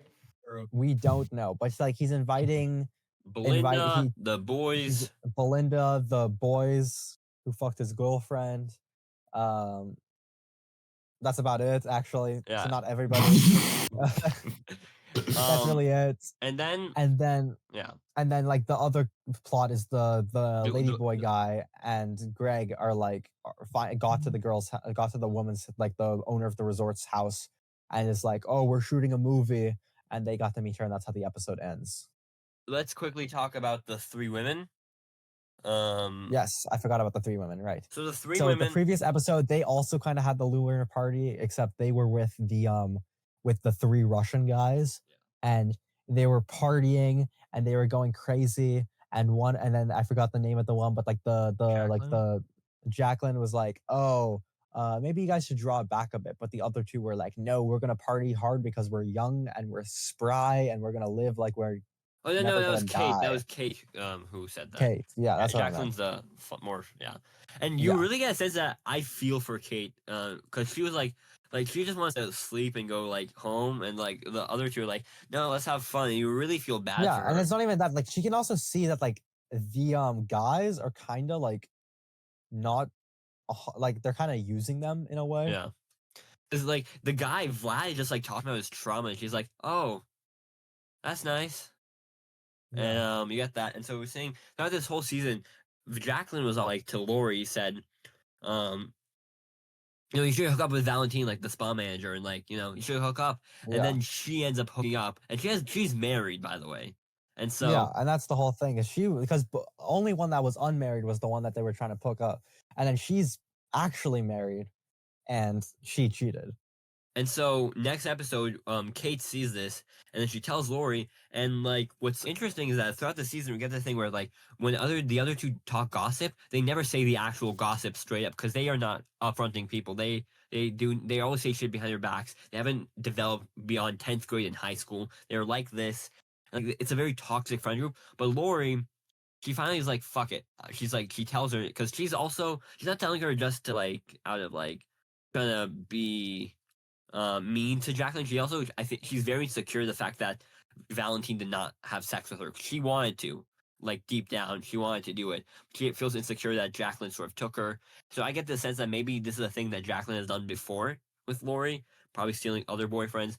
I think this friend group, they could ultimately come back together at the end of the season, but right now they're really deteriorating and like they're going beyond like what their normal cattiness is, and they're like Yeah. they're falling apart. So I see the next two episodes like really them breaking apart because Jacqueline's all like, "Oh, I hate when people talk about me." She's a victim. I think she has a very victimhood mentality. Like, people always talk about me because she's like a famous actress, and like she gets she has a very sense of entitlement, Jacqueline. But they're all sort of like they're all kind of shitty because they're allowing like their friend to like cheat on like on her husband without like telling him, and like that's bad. So moral of the story: never let your girlfriend or wife go on a girls trip. Yeah. So smart. Be insecure. Yeah. Be controlling. Be manipulative. But no, it's just like it's a very toxic friend group, and like it's very interesting. I love the thing. What's interesting about the White Lotus is the fact that this season, particularly like in the other two seasons, you feel like the drama started on the trip, but in this season, the drama kind of started before the trip, and the three women are the most White Lotus-y of the show so far because like all the drama kind of started on the trip. I mean, there's brewing tensions, but all like the other drama, like Tim has like he did fraud beforehand. Rick has this whole dad thing. Greg, obviously, Greg is just fucking Greg, man. Nothing else to be said. So Nicola, final predictions for last two episodes. Who do you think is gonna die? I feel like I think I'm gonna stick with my guns, and I think they're gonna pull a twist, and nobody's actually gonna die. No, that would be so lame. I I don't know. want it to be Greg because I think it's a bit easy. Lock in. It's not going to be Greg. I refuse to believe it's going to be Greg. Greg is the one constant between every show. I think, surprise twist, Jennifer Coolidge comes back from the dead and she drowns herself a second time. Well, she just hit her head and she fell. Yeah. Yeah. And then she drowned. Yeah. I don't know. I low-key don't fuck with Jennifer Coolidge. Anyway. Wow. Okay, Aiden, Snow White. Snow White, can we talk about the elephant in the room first? Novocaine poster? Yes, the giant Novocaine. No one saw the Novocaine I poster. was gonna point it out, but I wanted to wait until you were on the screen. Yeah. So when did you when did you notice it? About like I 20 minutes noticed ago? it like As soon as you put I it noticed up. it when I was talking about Adolescence. Adolescence. Oh, so a long time after I put it up. I put it up during Severance. Yeah, he was Yeah. doing that. Like, I noticed it when that you were is putting it true. up, Aiden. I just didn't want to say anything. Where do you get the fucking All right. poster? So let's remember explain when the story. Aaron. Remember when we took a photo in front of the poster and it was backwards? Wait, so this is at the Cinemark in Redwood City, right? In Redwood Yeah. City. So we walk in, me and Nicola, ready to see Snow White, and there's a guy taking down The the guy Novocaine is poster swapping out the Novocaine poster for the Because- Snow White because poster. it was Snow White opening day. So he was swapping it out. It was on the floor. I'm like, Nicola, what if I go ask him for it? Because I've asked before and they said you need to talk to a manager, And I but it was like, just "Go on the do it." floor. But I asked the Yeah. guy and I was like, hey, can I have this poster? And he's like, you know what? You know, what? Don't tell anybody. It's gonna get thrown out no, anyway. his exact words is he looked left and right. He like literally comedically, he looked left and then he said, I'm not supposed to do this, but We're as gonna long throw as you it out don't anyway. as long as you don't ask for it, as long as you don't ask for another one and you don't tell anybody about this. And he boxed it up and gave it to us. And he said, Yeah. I'll leave it behind the counter and you can grab it on your way out. So he left it behind the That's- counter. And we And grabbed you know it what on- else we found out? The poster is double-sided. One side with the backwards text, one way with the normal text, which means that when they set up the poster for the first time, the reason it was reversed is because they put the wrong side facing outward. That's what I was thinking. Was it just like another side and they got it mirrored? Yeah. You can't tell because the camera is mirrored, but I put it up backwards on purpose. Yeah. Okay. So now it's the correct way now. It's actually no, it's the wrong way. If I took a photo of it, it would be wrong. But just because of how cameras work.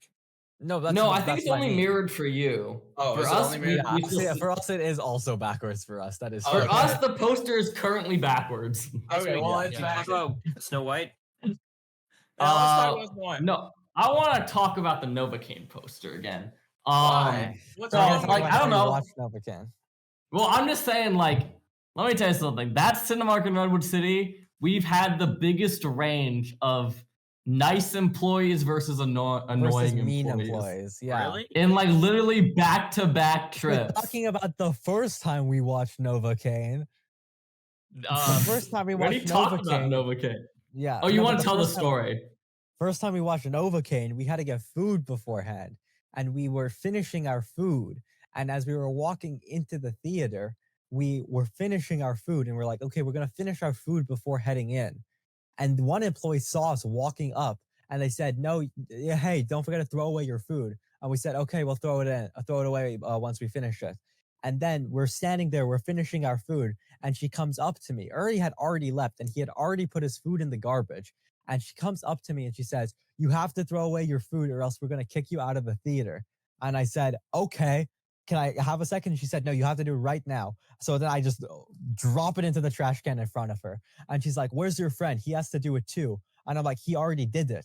He already did it." And I'm like, and she's like, "But I didn't see him." I'm saying, "You can see the second bag and milkshake and everything in the trash. Just go look at it." And she's like, "No, I need to have him come out and look at it."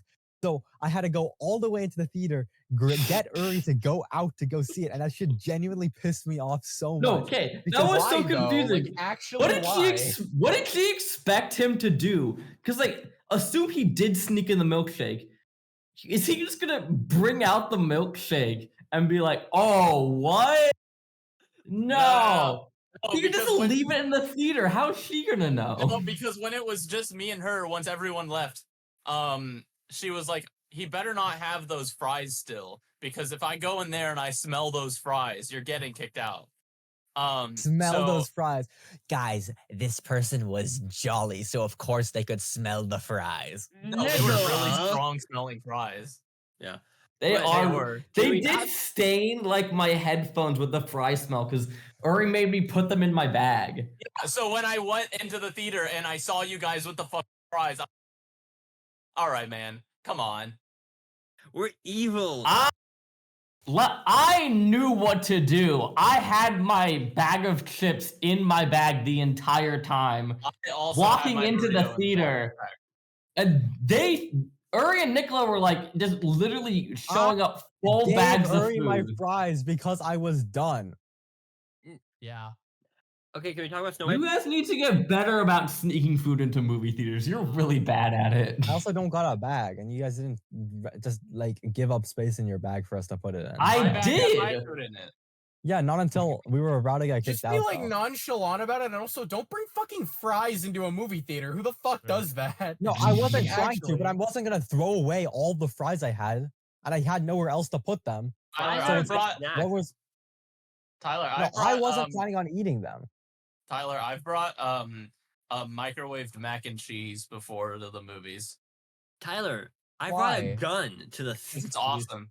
Okay, do not say that. Or you have to Don't bleep say that. that. Yeah, you're already in prison. That is for quite literally a undisclosed terrorist crimes. threat. True. All right, let's talk about Snow White. So No mid. Snow mid, but I will say this is probably one of the better Disney remakes. Okay, let's Which is address the painful. elephant in the room. It was woke. It was terrible. It was pandering to the far left.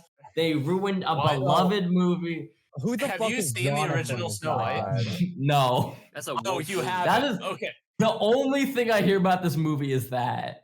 And Okay. to me, it just felt like the exact same movie.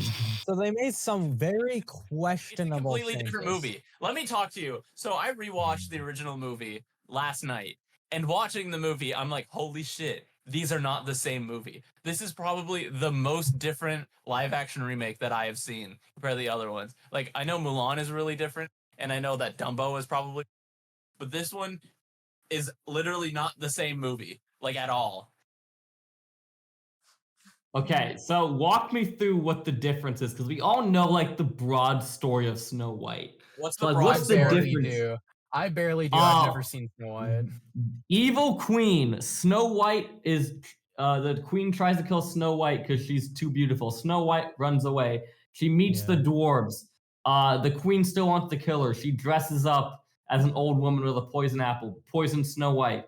Prince shows up. Prince kisses her. Snow White wakes up happily ever after. So I he's think they missed- overthrow. Yeah, that's pretty He- much, yeah. So Beck, you're just stupid. They don't overthrow the fucking queen. Here's what happens in the original movie. So starting off in the original movie, she sings the song "Wishing Well," which is not in the movie. The remake. It is the most iconic. He sings music. "Waiting on a Wish." In fact, It's not the I'm same not song. even gonna lie. I'm not even Yeah. gonna lie. In the beginning of like like when I came home, or like this morning, I talked like the day after. I talked to my mom about watching it, and she was like, "Oh, how was it? Did they play that song?" And I said, "No, they didn't." And she was like, didn't. "What?"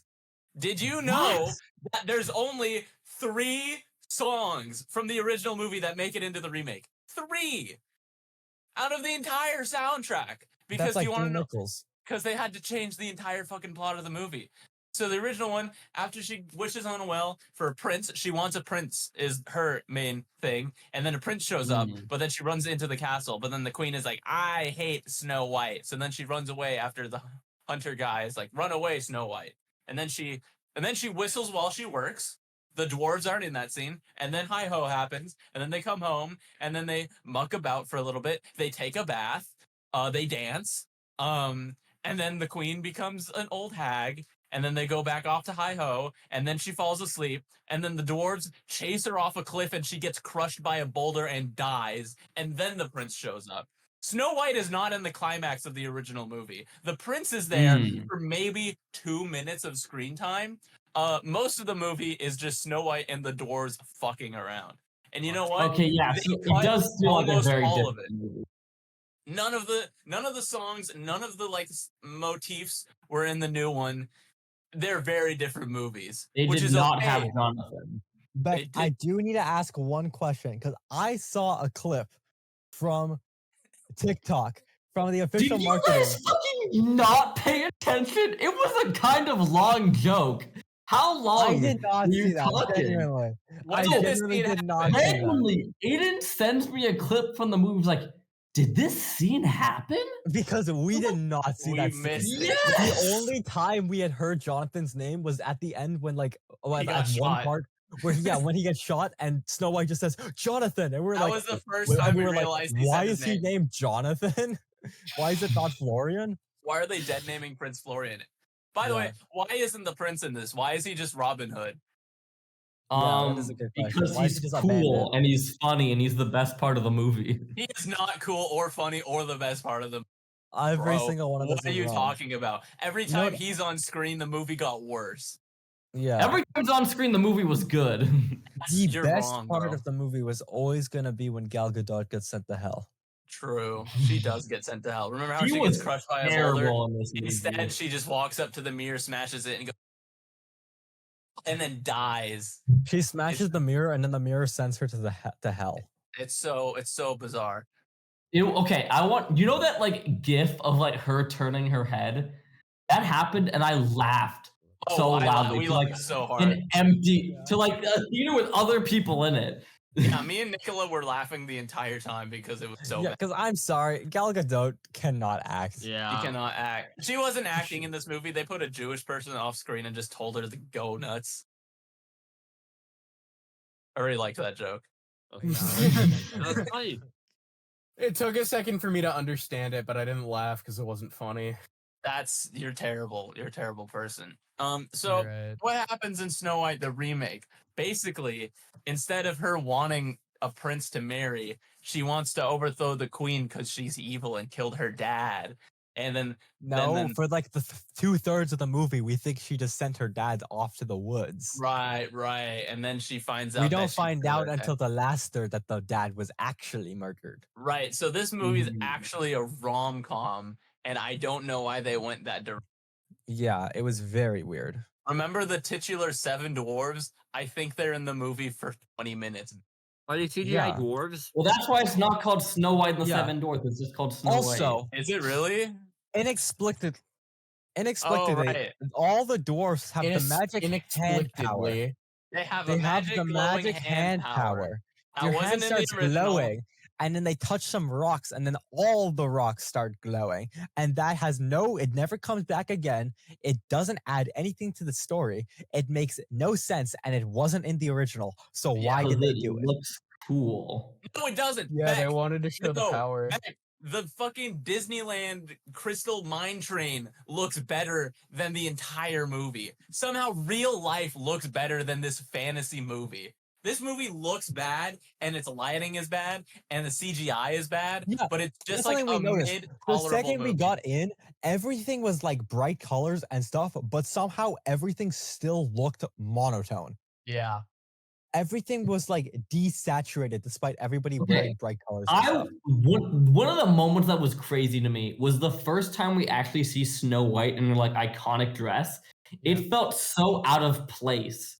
Like it felt so bright and colorful that it felt so out of place in like this kind of dull environment. Like, why is she wearing this?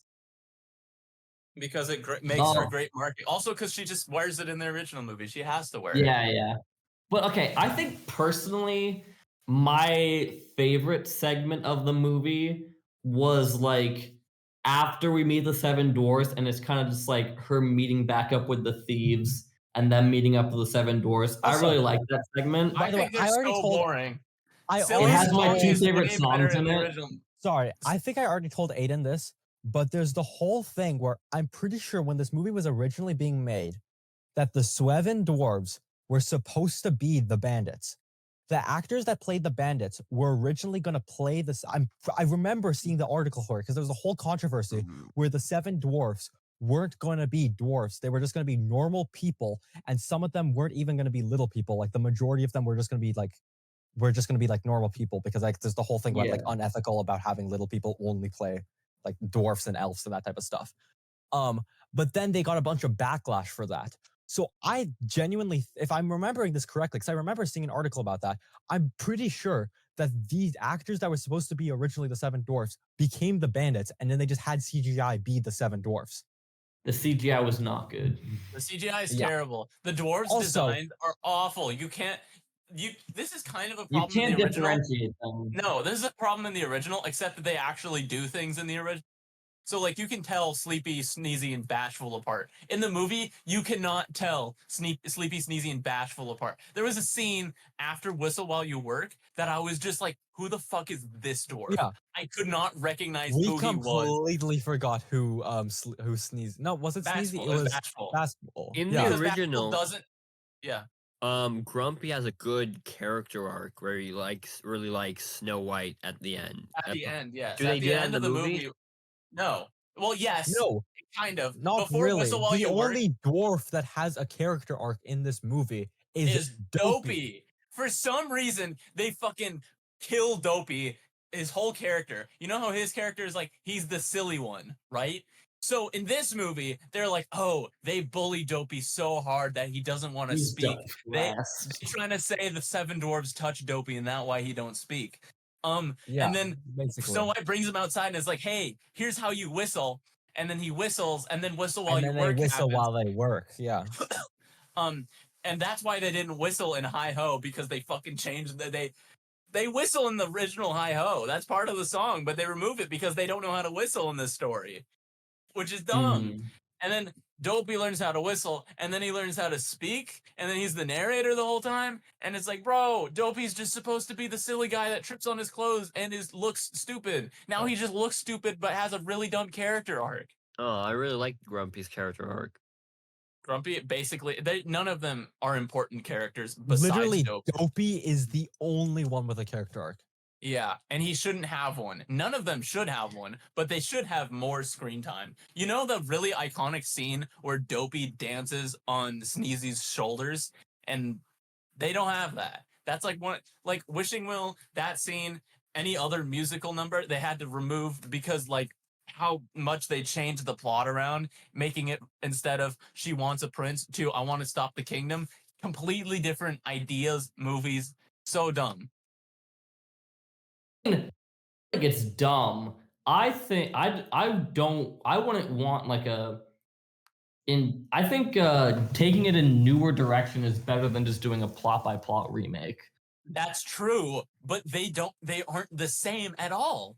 Like I know the Disney remakes have like big flack because they are kind of like one to one with minimal changes, but like they're still like decent, right? But this one just makes me mad because it's not the same movie at all. It's just a different movie with the same name on it. I mean, I the way I try to think about it is just it's a different adaptation of the story. You Of know? what story? The original movie? Or the tail.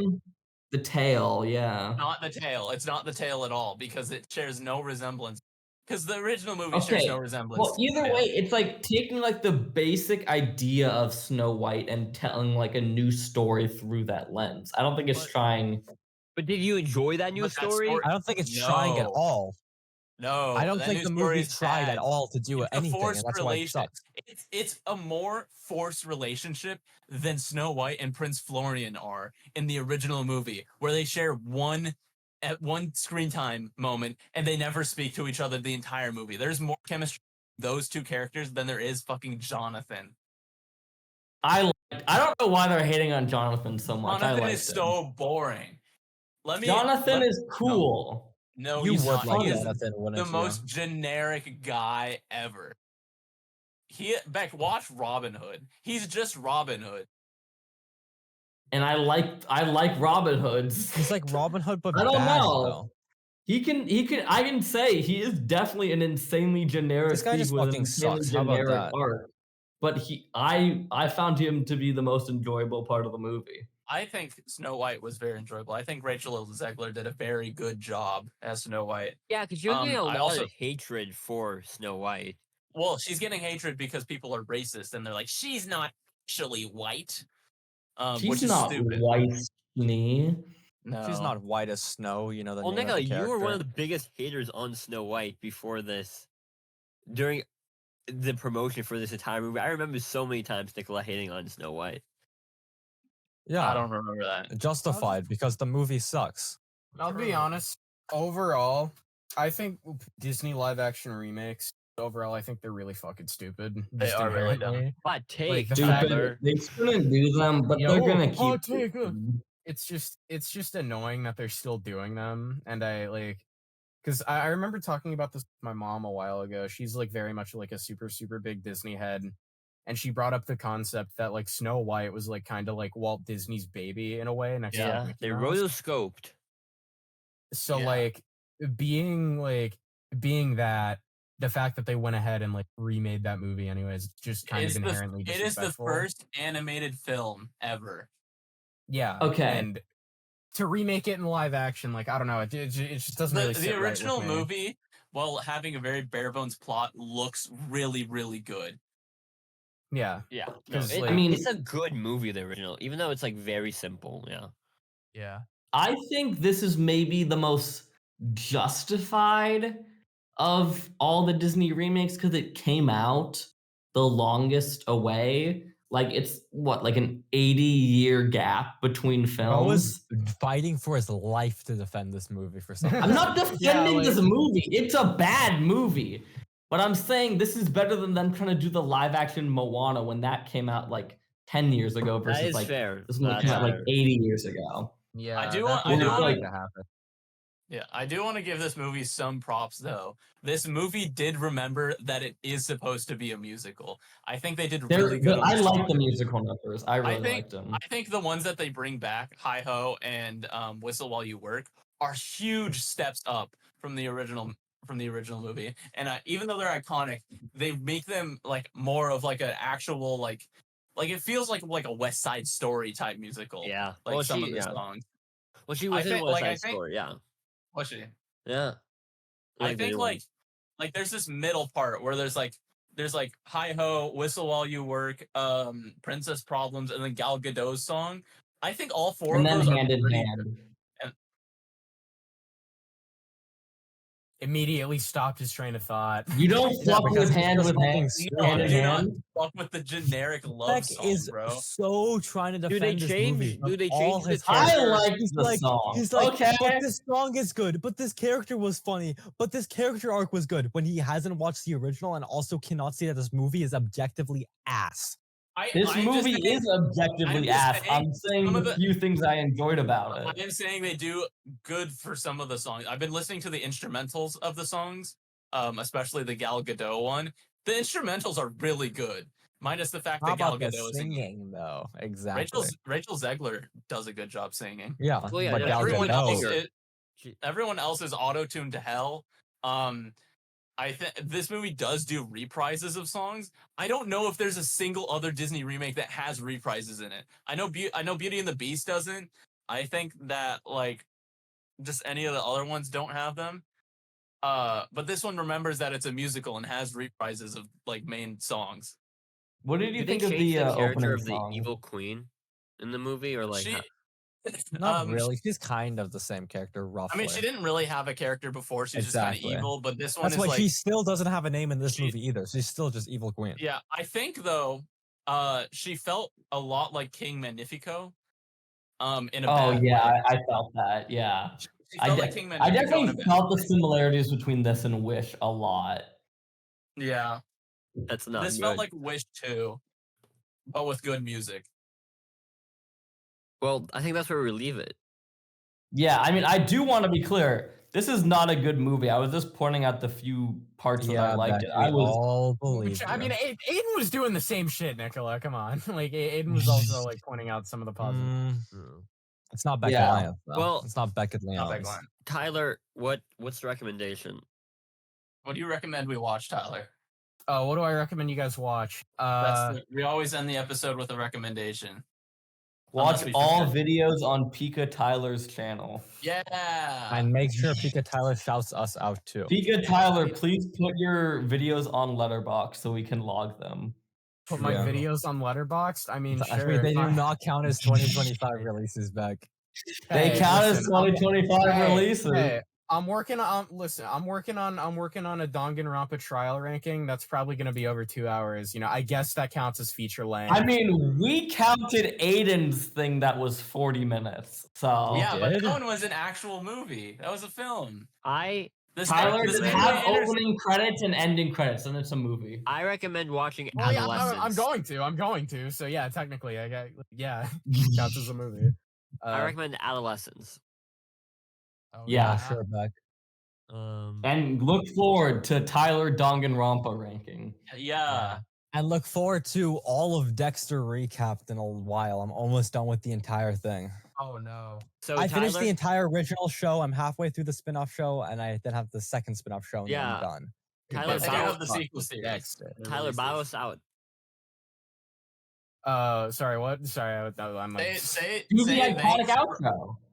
Say You thanks already for did. watching. Say the line. You gotta do the Say- outro. Always use Remember to Celsius. always And use Celsius. Always use Celsius. Always use Yes. Celsius. You forgot that part, Tyler. You gotta remember, always use Forgot Celsius. about always use Celsius.